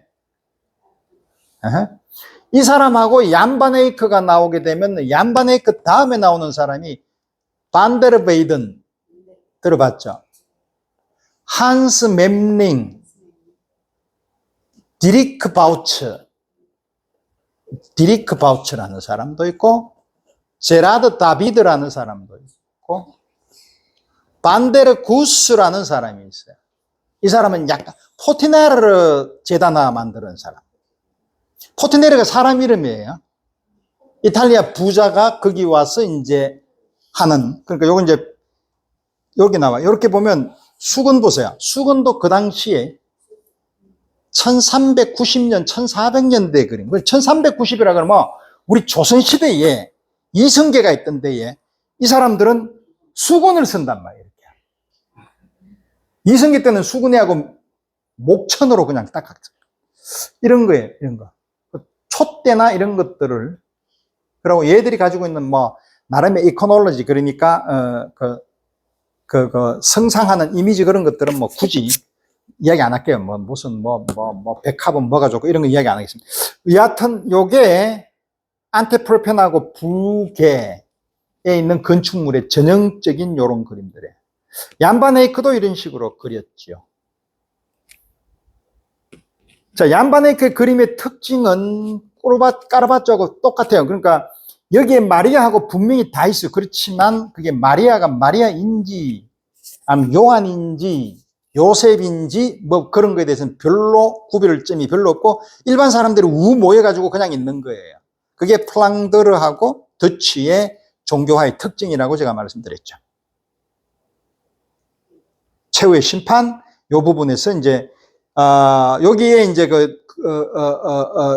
천사가 여기 올라오는 것들 전부 다 완전히 밑으로 그냥 지역으로 빠뜨리는 것을 히레네무스 보시하고 비슷한 요런 데 보면은 요렇게 이제 나 이렇게 그려주세요라고 했던 후원자나 기도한 사람에 대해서 이렇게 해주는 거. 요거는 이제 12제자들이 여기 있고 갑옷 있고 이쪽에 떨어뜨리는 거. 지옥으로. 자, 이거는 거의 히레네무시 보시하고 비슷해요. 얀바네이크도 벌써 이미 그렸다는 거예요. 그래서 어떤 사람들은 우리 저번에 한번 그랬잖아요. 여기 보면 이 참 재미난 건데 최후의 심판이 됐을 때 봐서요. 그때 한번 산자와 죽은 자에 대해서 제가 한번 설명드렸지. 여기에서 튀어나와요. 자, 사람이 죽으면 그 당시에는 죽고 난 뒤에 다 빨가벗고 죽어요. 옷은 안 입고 가지. 탁 이제 나중에 최후의 심판이 오면 다 튀어나오는 거예요. 육신이 다시 심판받아서 하늘나라로 가기 때문에 일단 잠시 여린 데가 있는 데를 뭐라 그런다? 연옥이면서 그 밑에 있는 땅구멍에서 톡톡 튀어나와요. 두더지처럼. 그때는 이런 것들을 많이 그렸어요. 그때 한번 이야기했죠, 그죠? 사세타라고 요거는 보니까 어떤 느낌이 들어요? 이게 이제 타조인데 타조는 무슨 뭐 정절의 뭐 신념이고 그랬는데 그거 뭐 알 필요는 없고 어떻든 보면 모양이 지오토하고는 좀 다르죠. 그림이 약간 디자인하고 약간 그런 요소들이 강해져. 이런 걸 보고 레이트 고딩 양식이라고 그래요. 오케이? 이런 것들. 상당히 이탈리아하고는 좀 다르죠. 그죠? 네. 이런 거 보면 이런 것들이 주로 마르티니, 우첼로, 두초 이런 사람들이 그림을 그렸다. 요거는 베를린 기계로 가는 사람도 이거 레이트 고딩 양식이 있는 사람들인데 눈의 모양으로 보면 이런 양식을 비잔틴에서 나오는 예수님이나 마리아의 눈이 이런 식으로 나와요. 정교해. 오케이. 그래서 비잔틴 카톨릭이라 그래요. 이쪽은. 저쪽은 서유럽이라 그러고. 이게 로렌제티, 아까 제가 말씀드렸던 이 사람이 1290, 그러니까 거의 1300년에 가까운 형이 피에트로 로렌제티. 이 사람은 역사화 같은 거 많이 그렸고 이게 그때 시에나에 한 달 살기 위해서 이 그림에 작가가 굉장히 한마디로 판타스틱하게 느끼는 그림의 모양들 자체가 상당히 사람의 이 선형들이 현대스러운 상황으로 많이 그렸다는 거죠. 이렇게 보면. 그리고 좋은 정치와 나쁜 정치의 어떤 사례들을 이런 식으로 만들었다라고 제가 저번에 한 말씀드렸고 이런 모양들은 익스프레션이 가능하잖아요. 이탈리아의 성모 마리아나 마리아 막달레나나 이런 사람들이 슬퍼서 우는 익스프레션 하면 안 돼요. 그냥 담담하게. 근데 그걸 한 데가 어디냐면 저쪽에 반데르베이든, 그리고 구르네벨트, 저쪽에 북플랑드르 쪽에서는 그렇게 했고, 이쪽에 시에나 학파에서도 이렇게 했다. 시에나는 약간 그 위쪽이지만 원래는 이 사람들이 어디에 있으니까 아비뇽 있잖아요. 아비뇽으로 교황이 천도를 하잖아. 그때 마르티니가 그쪽에 가서 프랑스에서 레이트 고딩 양식을 많이 퍼뜨리고 와요. 그래서 그거 보고 비잔티노 르네상스 그림이라고 합니다. 자, 이런 것들 보면 확실히 다른 익스프레션이 다른, 그죠? 르네상스하고는 좀 두초나 마사초라든지 여러분들하고 피에로 델라 프란체스카, 프라 안젤리코 이런 사람들 그림하고는 완전히 다르잖아요. 아까 제가 보여줬던 하물며 라파엘로나 이런 종교하고는 많이 다르다, 그렇죠? 그것도 상당히 다르죠. 디 파올로 이 사람도 약간 보니까 고딩 양식의 냄새가 나죠. 이런 것들은 옛날 고대 그리스 철학자들이 원소, 불, 뭐 등등등등 이래가지고 몇 층으로 인해가지고 뭘 설명하고 하는 그런 철학적인 어떤 내용을 이런 식으로 반원으로 그렸어요. 그래서 이걸 청지창조와 낙원이라는 것을 창조할 때의 어떤 그런 원인으로 설명을 할 때 이런 식으로 설명을 하는데, 그건 뭐 크게 중요한 건 아니고. 크리스투스라고 들어봤어요? 아하. 이 사람도 1410년에서 20년 사람인데, 이 사람은 얀 반 에이크, 아까 전에 말씀드린 반데르베이든, 디리크 바우처 이런 사람들한테서 나타나는 플랑드르 화가예요. 오케이. 요거 아주 유명한 그림이에요. 요거 보면 블록골로서 이렇게 바깥쪽에 보이는, 벌써 이미 요때가 1430년 정도, 우리로 보면 조선시대, 예, 그 이방원이 있을 때, 요때에 2층 건물이, 벽돌 건물이 있네요, 여기는.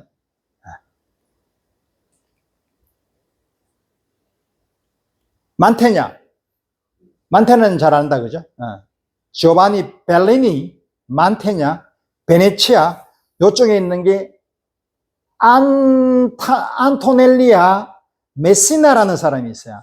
이 사람이 아까 전에 말했던 그 디리크 바우츠, 그리고 크루스티스, 이런 사람들한테서 유화, 오일 페인팅을 배워와서 벨리니한테 줘버려요. 그 당시에 베네치아는 대부분 다 템페라나 프레스코아밖에 없었단 말이에요. 그러니까 유화를 전수했다라고 이야기하는 사람이 안테넬리오 메시나, MESSINA. 메시나가 도시 이름이에요. 그때는 다 도시 이름이었죠. 그래서 만테냐의 그림을 보면 굉장히, 이 사람 1430년 사람이에요. 그러면 다빈치보다도 훨씬 더 전의 사람이에요. 그런데도 굉장히 깨끗하게 컬러가 많이 나오잖아요. 이건 호박은 뭐 이게 또 그게 있대요. 이때 봐도 벨리니의 특징은 요런 바위가 요런 식으로 막 이렇게 엉기성기 되어 있는 이런 지질층을 가지고 있는 바위를 그리는 사람을 반데르베이든, 요거가 포티나리예요. 한스 mem링이 그랬어요. 요 사람이 포티나리고, 눈이 굉장히 사납죠. 냉정하고, 이 사람이 전직에 있는 자기 메디치에서 올라와 있던 은행 지점장을 물리치고 쥐가 되는데, 욕심이 되게 과한데 절대로 표현 안 하면서 힘없이 정리해버린 사람이에요. 그 능력 있잖아. 그 능력 있으니까 자기 와이프를 이런 사람을 얻는 거예요. 바론첼리. 얘가 14살이에요. 목걸이 보세요. 장난 아니죠, 그죠? 14살. 요게 반데르 후스가 그렸던 포티나리 제다나야. 여기 보면 그 여자의 얼굴이 보이는 것 같아, 제가 보기엔. 아니면 말고. 벨리니, 아까 제가 얘기했던 만테냐야하고 천안매부 사이고. 보티첼리는 확실히 보면 이미 이 사람은 피렌체에서 원근법이나 공간이나 이런 거는 확실히 잡고 들어온 사람이에요. 그죠? 지금까지 봐보세요. 나이 비슷한 사람인데 다 달라요. 그죠? 보티첼리처럼 이렇게 시공간의 공간의 어떤 그런 형성들을 깔끔하게 못 만들어내요. 이 사람들은. 그죠? 근데 이제는 이 사람이 더 뜨는 게, 안 만드는 게 요새 추세인데, 굳이 뭘 그까지 너무 막 이렇게 짜여져 있는 듯한, 우리 흔히들 자기적이고 조금 뭔가 이게 만드는 듯한 느낌이 든다라는. 그렇죠? 자, 다 돼 갑니다. 조금만 허벅지 꼬집어 가면서 참으세요. 자, 이 사람 봤는지 모르겠는데, 코시모. 누군데요? 나이가 한 어느 정도 될까요? 이 사람의 스승이 코지모 로젤리 하는 사람이 있어요. 이 사람이 로젤리가 피에로델라 프란체스카하고 같은, 그러니까 프로델라 프란체스카가 1400년대 사람이에요. 이 사람은 아마 제가 보기에는 한 1400, 한 3, 40년, 4, 50년 정도 될 거예요. 그림 되게 잘 그려요. 근데 이거 보세요. 단축법으로 이렇게 그렸어요. 요런 거 딱 보면 금방 기억나는 사람이 있어야 돼요. 만테냐 있었고, 우첼로는 아니고, 한스 홀바인. 한스 홀바인이 이렇게 그려놓고 절 밑에 이렇게 구석에 쳐봐놓고 예수님 그냥 이렇게 쫙 그렸잖아요. 요거. 단축법으로. 이게 되게 강하게 그렸죠. 이게 동물의 나군의 그게 아니라 굉장히 적나라하게 그려요. 이거 내가 확대했는가 모르겠다. 이런 거 보세요. 네. 잡아 죽이고 막 이러는 거예요. 우리가 라코스 벽화를 그렸을 때로 다시 돌아가 볼게요. 3만 년 전으로. 그때는 이랬잖아요. 그죠? 네. 네안데르탈인이나 크로마뇽인, 유인은 이렇게 됐을 때에 뭔가 문명이라는 거라든지 이런 것들이 없었을 때는 잡아 죽이고 하는 거예요. 뭐 새삼스럽게 아니다라고 하는데 결국은 그보다 더하게 사람을 죽이잖아요. 우리가. 그죠?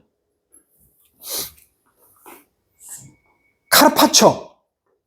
이 사람도 지금까지 그 두 사람, 그죠? 코지모, 카르파치오 그래.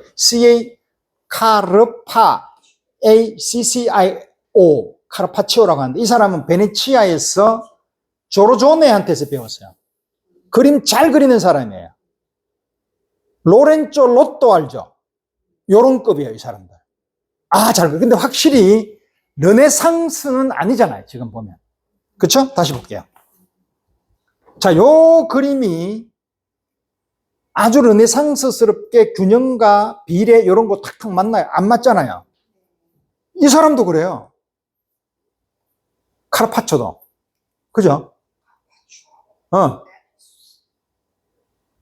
근데 이제 마지막, 이게 되게 유명한 그림이에요. 카르파초의. 기사도. 이거 보면, 이게 어디 르네상스 그림 같아요? 이 사람 나이가 거의 보면 티치아노인데, 티치아노 그림이 이렇게 나오네요. 그러니까, 마이너리티에 있는 사람이 그림이 낫다라는 거 말이에요, 제 말은. 그죠? 티치아노는 이제 지겹잖아요. 근데 이거는 새롭잖아요. 그래서 앙리 루소가 피카소가 좋아하는 이유는 새롭잖아. 매일 똑같은 거 뭐 비슷하게 많이 보잖아요, 그 사람들이. 지긋지긋한데 저런 거 나오니까 좋아하는 거예요. 한스 발둠.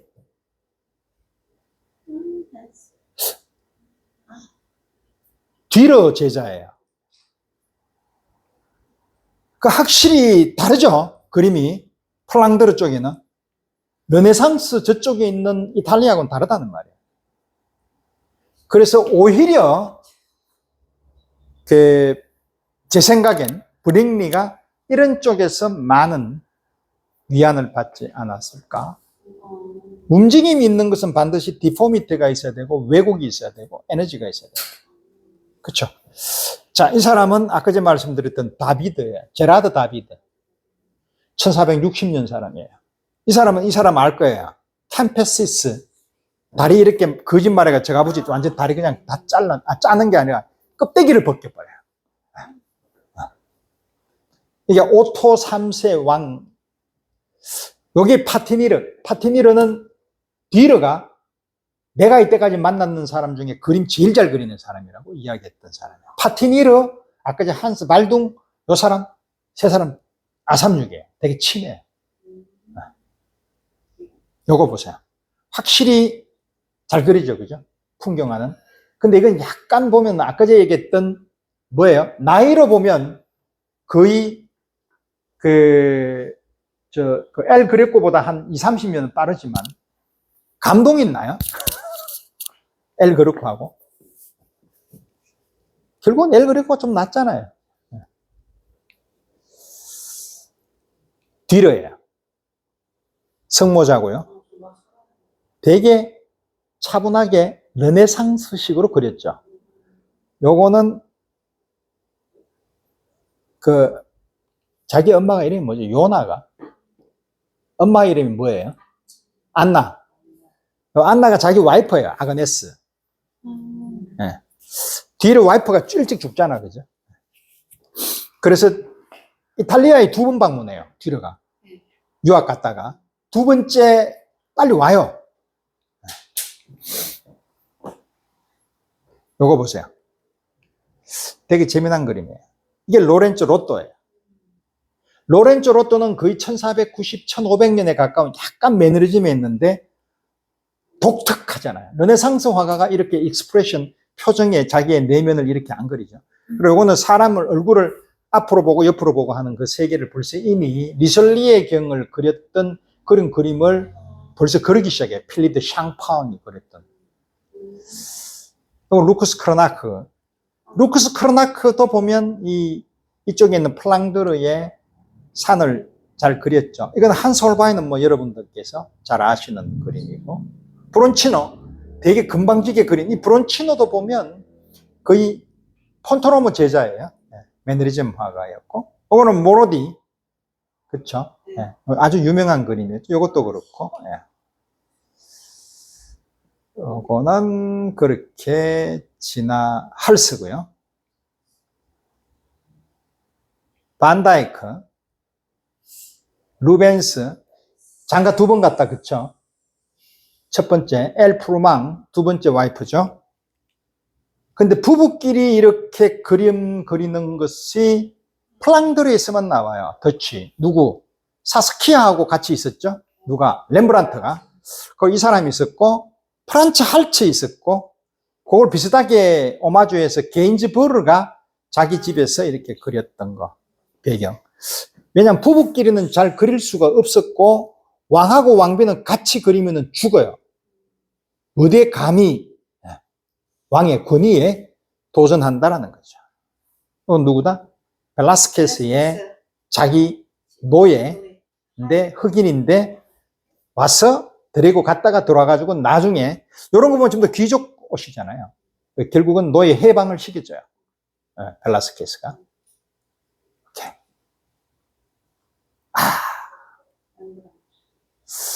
렘브란트의 눈빛을 보세요.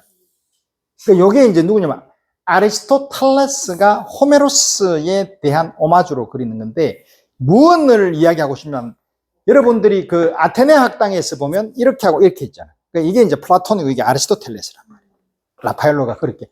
그러면 아리스토텔레스는 뭐냐면, 아리스토텔레스는 거의 누구 서성이에요? 알렉산드리아. 그죠? 그럼 그 사람은 거의 BC 한 200-300 정도 돼요. 소크라테스보단 한참 뒤에 이제 플라톤 다음이니까. 근데 이 사람은 저 위쪽에 있는 천상을 지상으로 끌고 내려온단 말이에요.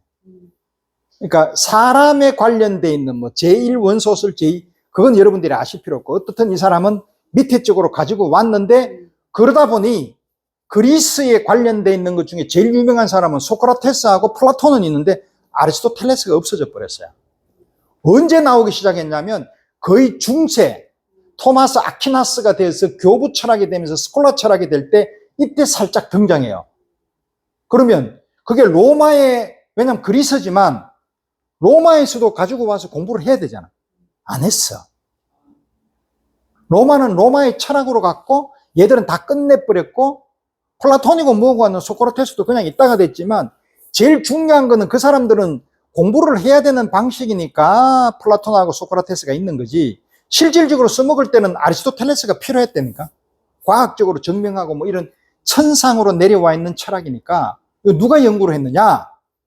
이븐 시나라고 이슬람에서 했단 말이에요. 이븐 루시드라고. 이 사람들이 거의 1100, 1200인 사람이에요. 토마스 아퀴나스가 1200년대 사람인데 이슬람에 있는 아주 유명한 신학자예요. 이븐 루시드, 이븐 시냐라는 사람. 이 사람들이 아리스토텔레스를 연구를 해서 공부를 해서. 그래, 그 사람들은 이슬람 신학하고 이슬람 철학이 있을 거 아니에요. 이 사람들도 이슬람 철학이라는 것 자체는, 영원 불멸인 거예요. 그러니까 사람이 한번 태어나면 안 죽는 거예요. 모하메드가 나를 영원 불멸로 만들어준단 말이에요. 근데 이렇게 굉장히 강한 유일신의 철학의 그 신학에서 아리스토텔레스를 접목을 하려고 그러면 이 사람 죽이겠어요? 살리겠어요? 죽여버리라 그러지, 이슬람에서는. 이번 루시드 같은 애는 이거는 있을 수가 없는 애. 근데 눈에 칼이더라도 얘는 그냥 한단 말이에요. 그러니까 이번 루시드라는 사람은 제가 보기에는 아리스토텔레스 다음으로 가장 훌륭한 철학자라고 봐요. 이슬람 신학과 이슬람 종교를 같이 컴비네이션 하는 사람이에요. 그래서 관심이 있으면 이슬람을 꼭 읽어보시라는 거예요. 그래서 이런 호메로스는, 아리스토텔레스는 우습게 볼 거 아니에요. 이건 관념론이고 얘는 실제론인데, 그렇죠? 그거를 누가 안다? 렘브란트가 안다는 말이에요. 렘브란트가 철학을 했다는 거죠. 대단한 사람이에요.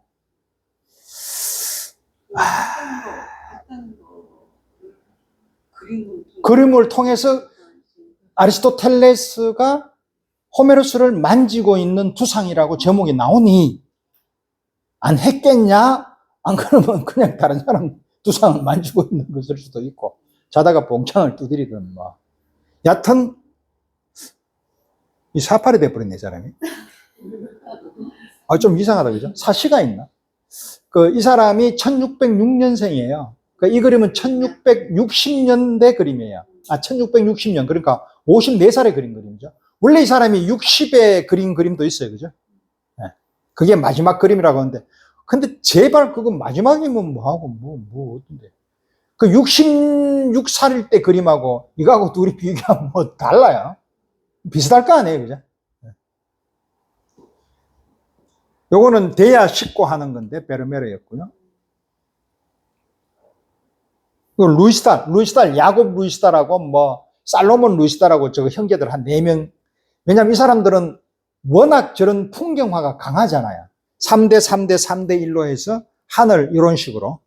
컨스터블하고 또 다르단 말이에요. 근데 이 사람들은 이런 그림을 호이엔, 호베마 이런 사람들 대부분 이렇게 그리잖아요.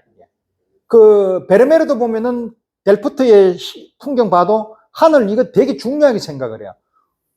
고흐도 마찬가지예요. 네. 처음에 니네에서 올 때 얘 그림 보면 막 하늘, 그리고 저거 서성인 누구? 안톤 모베. 그 사람도 막 말 그림 그리고 보면 전부 다 뒤통수 그려놓고 말꼬랑지 보면 하늘 이만큼 이런 식으로 그린다.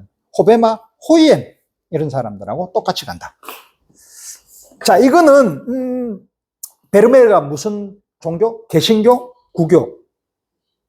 구교. 왜냐하면 장모가 돈이 많았기 때문에.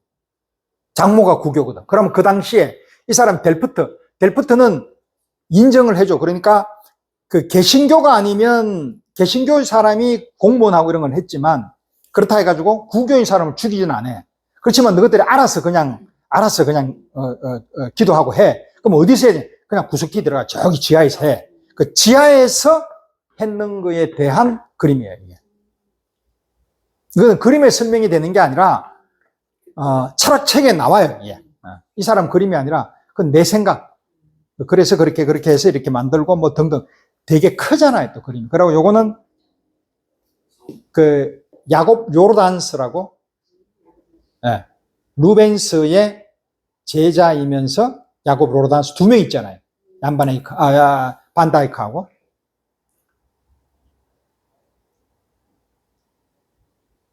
요거는 느낌이 야리꾸리하게 나오면 이거는 바토. 프랑스 사람들이 제일 좋아하는 바토. 서정계. 티에폴로. 샤르댕. 자, 조금만 더 참으세요. 잠이 오더라도 허벅지 꼬집어 가면서 이 사람은 고야예요. 자, 우리가 잊어버렸는데 제가 아까 깜빡했던 게 한 사람이 생각이 안 나요. 고야예요. 스페인이.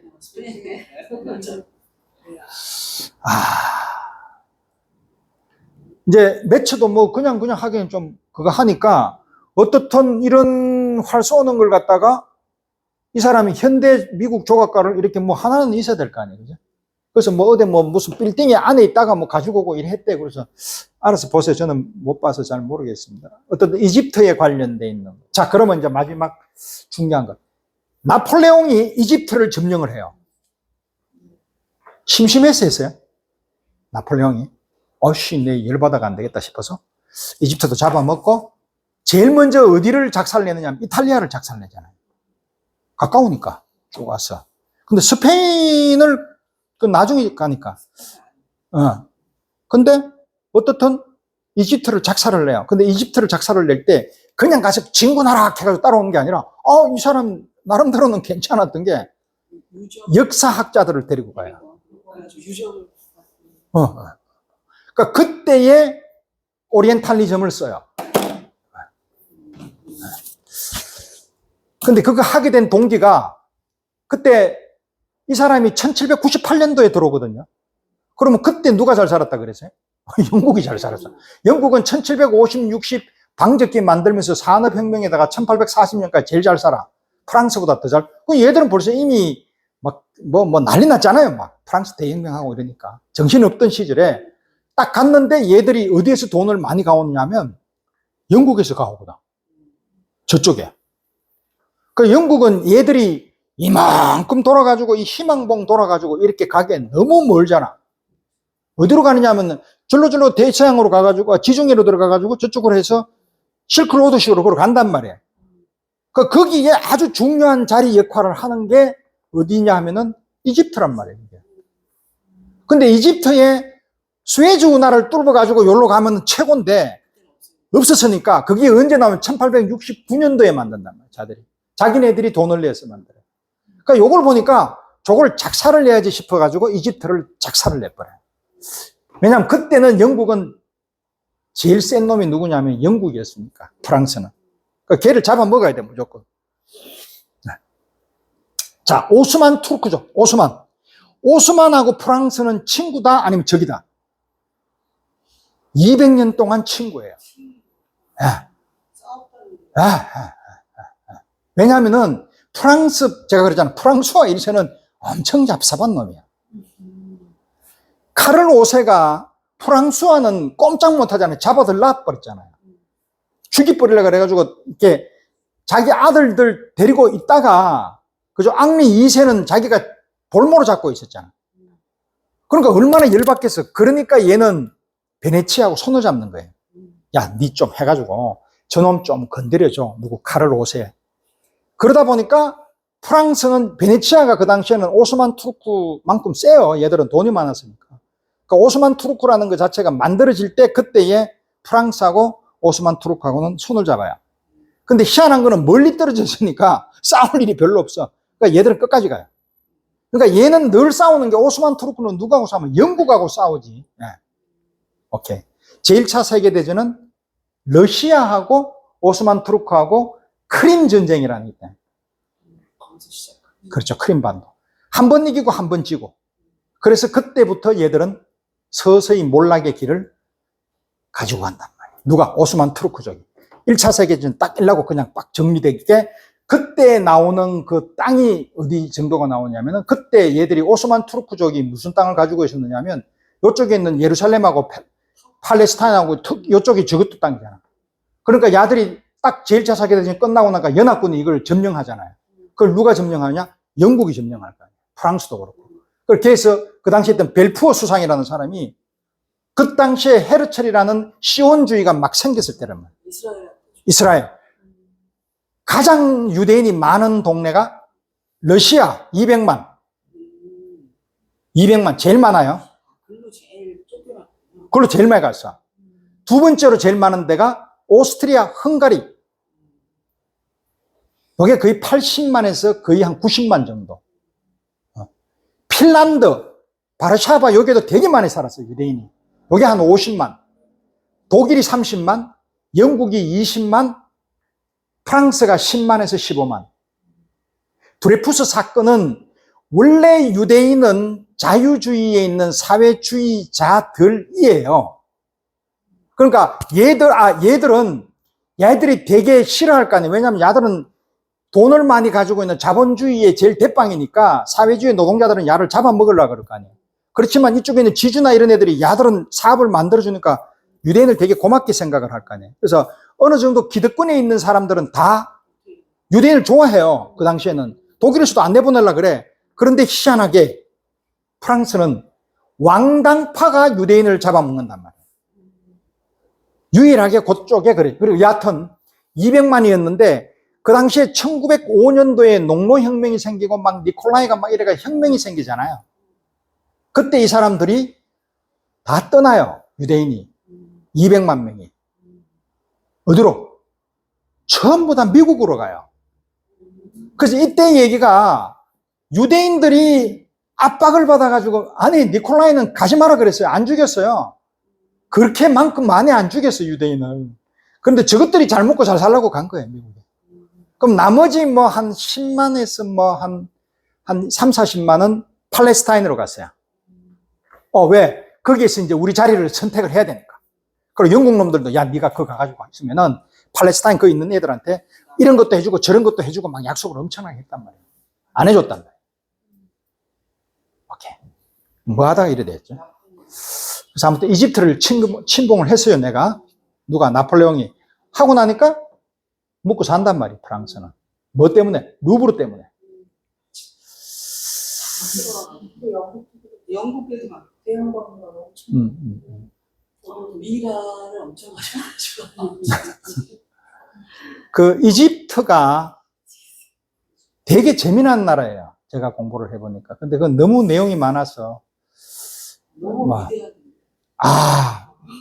거기만 위대한 게 아니라 바빌론부터 시작. 그거 다 장난 아니에요. 그건. 정말 재미난 거는 몽골이에요. 몽골은 막 제일 재밌어요, 정말. 그 나중에 제가 혹시나 이제 시간 나면 몽골하고 헝가리하고 싸움하는가 그쪽으로 한번 해볼게요. 그 파키스탄하고 그쪽에 있는 그 키르기스탄하고 스탄들 있잖아요. 스탄이 뭐냐 하면 스탠드예요, 스탠드. 서 있다. 존재감, 스테이투스. 스테이트, 나라. 그래서 카자흐스탄, 스탄 되게 많아요. 그쪽에 가면. 근데 그 사람들이 처음에는 셀주크족이 됐을 때는 처음에는 이슬람을 안 만났죠. 그까지 안 왔어요, 아직까지. 그건 나중에 이해. 이슬람 이거 정말 재밌어요, 이슬람. 자, 요게 연작이 이렇게 많대요. 근데 이거는 베테유라고 들어봤죠. 그러니까 왜 슬픔이 있는 모네한테는 베테유라 그러면 아픔이 있어요. 1879년, 80년에 동시에가 죽어요. 유방암, 자궁암으로 죽어요. 그럼 그때에 누가 있었나 가마? 슈대가 같이 있었어요. 그렇죠? 딸도 있었고, 의붓 딸이죠, 그죠? 그러니까 와이프도 있었고. 그때 죽고 난 뒤에 베테유에서 보냈으니까 얼마나 마음이 쓸쓸했겠어요. 그 베테유의 그림은 보면 그 당시에 그때 죽었을 때, 얘 동시에가 죽었을 때 슬픔이라도 그걸 갖다 같이 하는 듯 얼음이 되게 심하게 얼어서 그게 얼음이 깨지는 듯한 그림들을 많이 그렸어요. 원래 여기가 그 얼음이 잘 안 온대요, 강이. 그래서 모네가 그렸던 베테유의 얼음으로 실려나가는 그림들이 몇 가지가 있어요. 요거는 봄 그림 같아요. 근데 모양으로 보면 이것도 1880년대 그림인데 이때 지베르니니 쪽에는 아직 안 갔거든요. 그런데 벌써 이미 수련의 냄새가 난다라는 걸 내가 보여주려고 가지고 왔어요.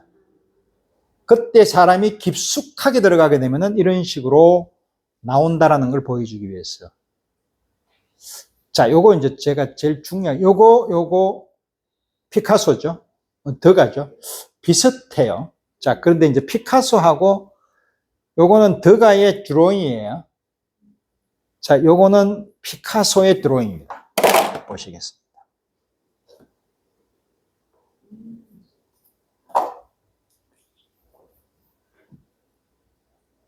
자, 봤어요?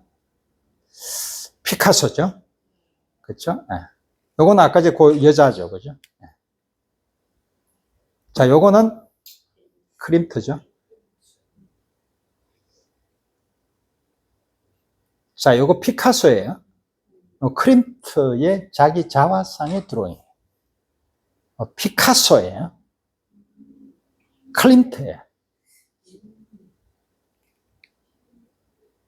피카소, 클림트, 피카소예요.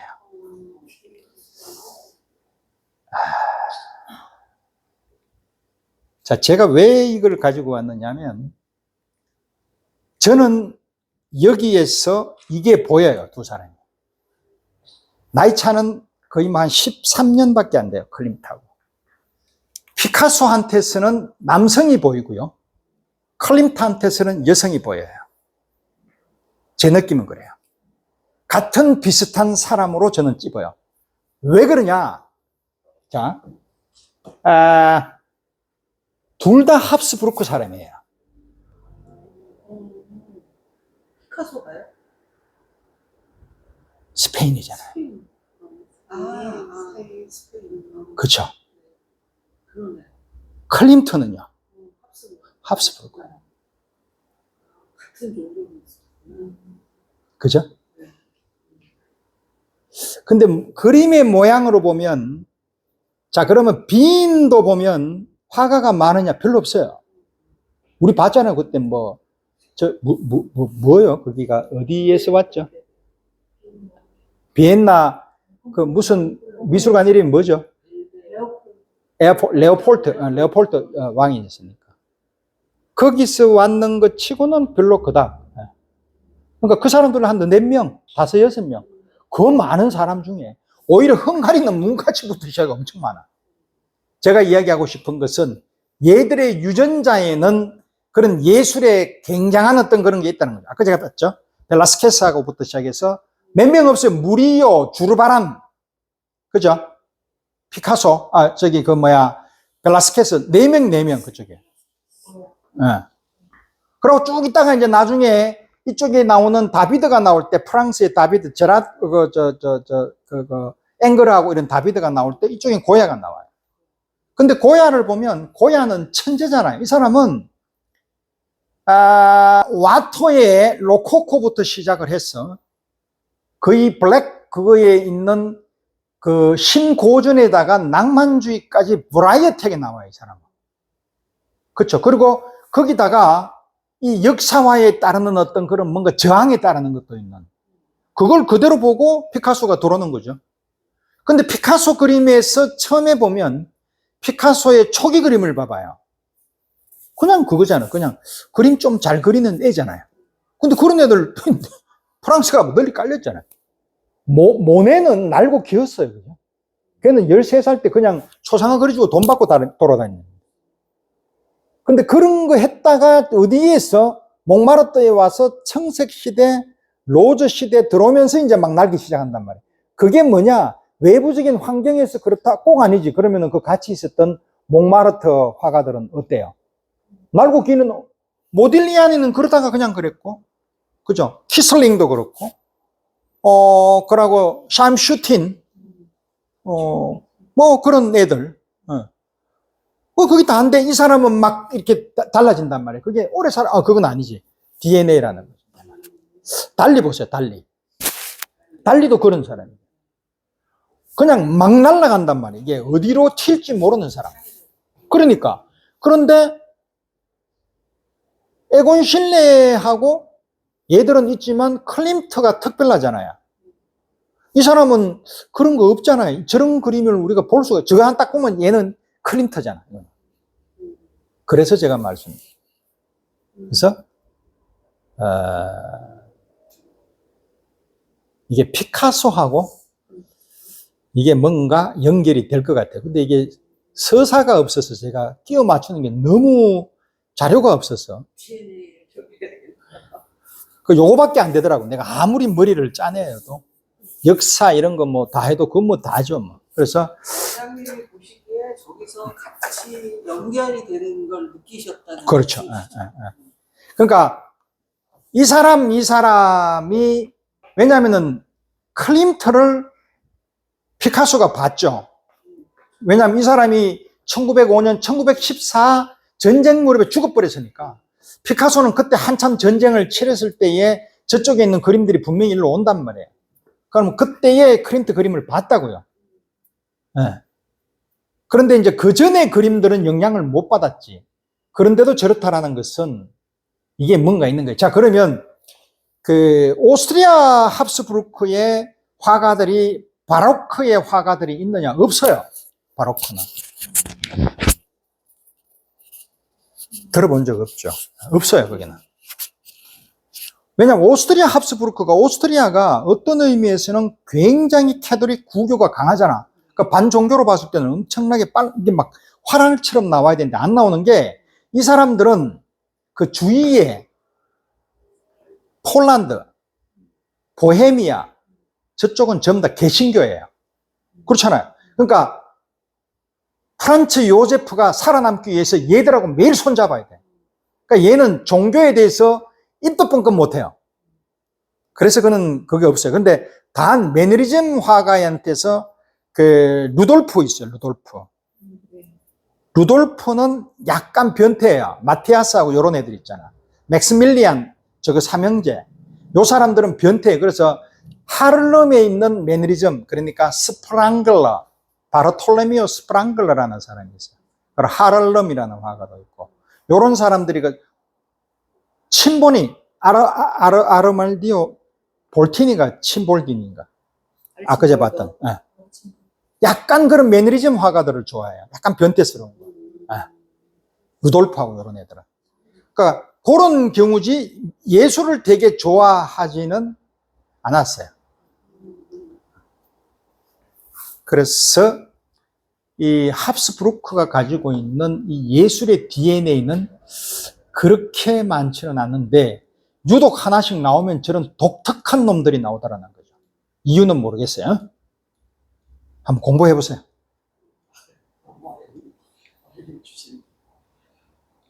그러고 미국에 나오는 그림을 이제 볼게요. 이제 몇 가지만 보고 이제 거의 다 봤어요. 여기 싱글턴 커플이라고 들어봤을 거야. 이 사람은 저희 1704, 지금 제가 이야기하는 화가들은 전부 다 레이놀즈하고 게인즈버그 나이예요. 오케이? 그런 비슷한 사람들이 여기에 이민 왔다가 공부하러 영국 가서 거기에서 왕립 아카데미 이제 하는 거예요. 오케이? 자, 요게 1740이라고 하면 다비드예요. 다비드의 네오클래시즘, 신고전주의 그림하고는 완전히 다르죠. 요거는 약간 티에폴로처럼 약간 레이트 바로크처럼 나타나는 이탈리안 바로크하고 비슷해요. 약간, 그죠? 약간 그림이 날리죠. 영국이 약간 그래요. 자, 이 사람이 동상도 있어요. 영국에. 코플리가. 미국에 있겠죠. 자, 어떻든 요거는 이제 자화상이고, 코플리 그림이고, 코플리는 이 그림이 제일 유명하죠. 요거, 런던 시장. 상어의 다리 이렇게 잘리는 거. 그래서 미국 사람들은 호머부터 시작을 해서 존 싱어 서전트 바다 이거 되게 많이 그리잖아요. 자, 요거가 벤자민 웨스트라는 사람이에요. 요것도 1740이네, 요건 방. 이 사람은 1대가 레이놀즈가 왕립 아카데미 영국에서 초대 회장이 되고 2대가 벤자민 웨스트예요. 미국 사람을 써줘요. 그 사람들이. 그래서 이 사람이 벤자민 웨스트인데, 이 사람은 길버트 스튜어트라는 사람이 그린 벤자민 웨스트예요. 이렇게 생겼어요. 이 사람은 조금 더 젊은 제임스 스미스라는 사람이 그렸던 벤자민 웨스트예요. 자, 벤자민 웨스트는 이런 그림을 그려요. 그래도 뭐 조금 아까제보다는 좀 낫지요. 코플리보다는. 제가 본 코플리보다는 좀 나아요, 실력이. 코플리보다는 벤자민이 조금 낫고, 이 사람의 유명한 그림이 길버트 스튜어트 그림이 이런 거예요. 요거. 오케이? 요런 그림 그리고 아주 유명한 워싱턴 대통령 그림을 5명을 그렸던 사람이 길버트 스튜어트. 아주 이 사람들 자랑스럽게 생각을 해요. 그러니까 매체에 걸어 놓는 거죠. 간단하게. 왜? 1740년짜리도 우리도 있다는 거죠. 근데 알고 보면 저거 나라 사람 아니라. 그래도 미국에서 태어났을 때. 이런 거 보면 확실히 프랑스의 네오클래시즘하고는 샤를로 브랭, 비제 브랭하고도 조금 다르죠. 그보다 월등히 조금 약간 딱딱한, 약간 아카데믹한, 소프트한 로코코의 어떤 그런 약간의 큐티스러운 건 안 나오죠. 프렌치 스타일은 아닌 것 같아요. 자, 이런 거는 되게 네오클래시즘 같이 아카데미틱하죠. 여기 이제 벤자민 웨스트는 초대 회장의 2대 회장이니까 아주 아카데미틱하게 그려야 되겠죠. 뭐예요? 다 한 거요? 다 했나 봐요. 뭐예요? 얼떨결에 다 했나요? 아닌가?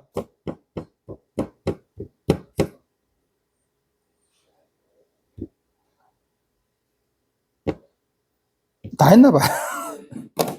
그리고 요게 이제 마지막 아까 제가 말씀드렸던 자, 이거 세잔이에요. 세잔 그림을 보면 상당히 여러분들의 어떤 그런 뭐라 그럴까요? 이 사람을 되게 좋아하는 게 아무튼 사과, 뭐 사람 모양, 이렇게 약간의 퍼머넌트하면서도 이렇게 솔리드한 컬러 이런 것들보다 저는 오히려 이게 더 훨씬 더 저한테 액티비티가 있다는 거죠. 왜? 세잔이 상당히 좋아했던 사람이 엘 그레코예요. 그 이야기를 드리려고. 자, 7시 46분에 끝내겠습니다. 감사합니다.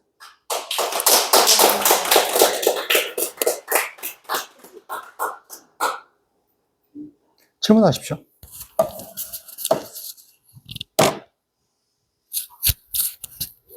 고개만 끄덕끄덕 하지 말고.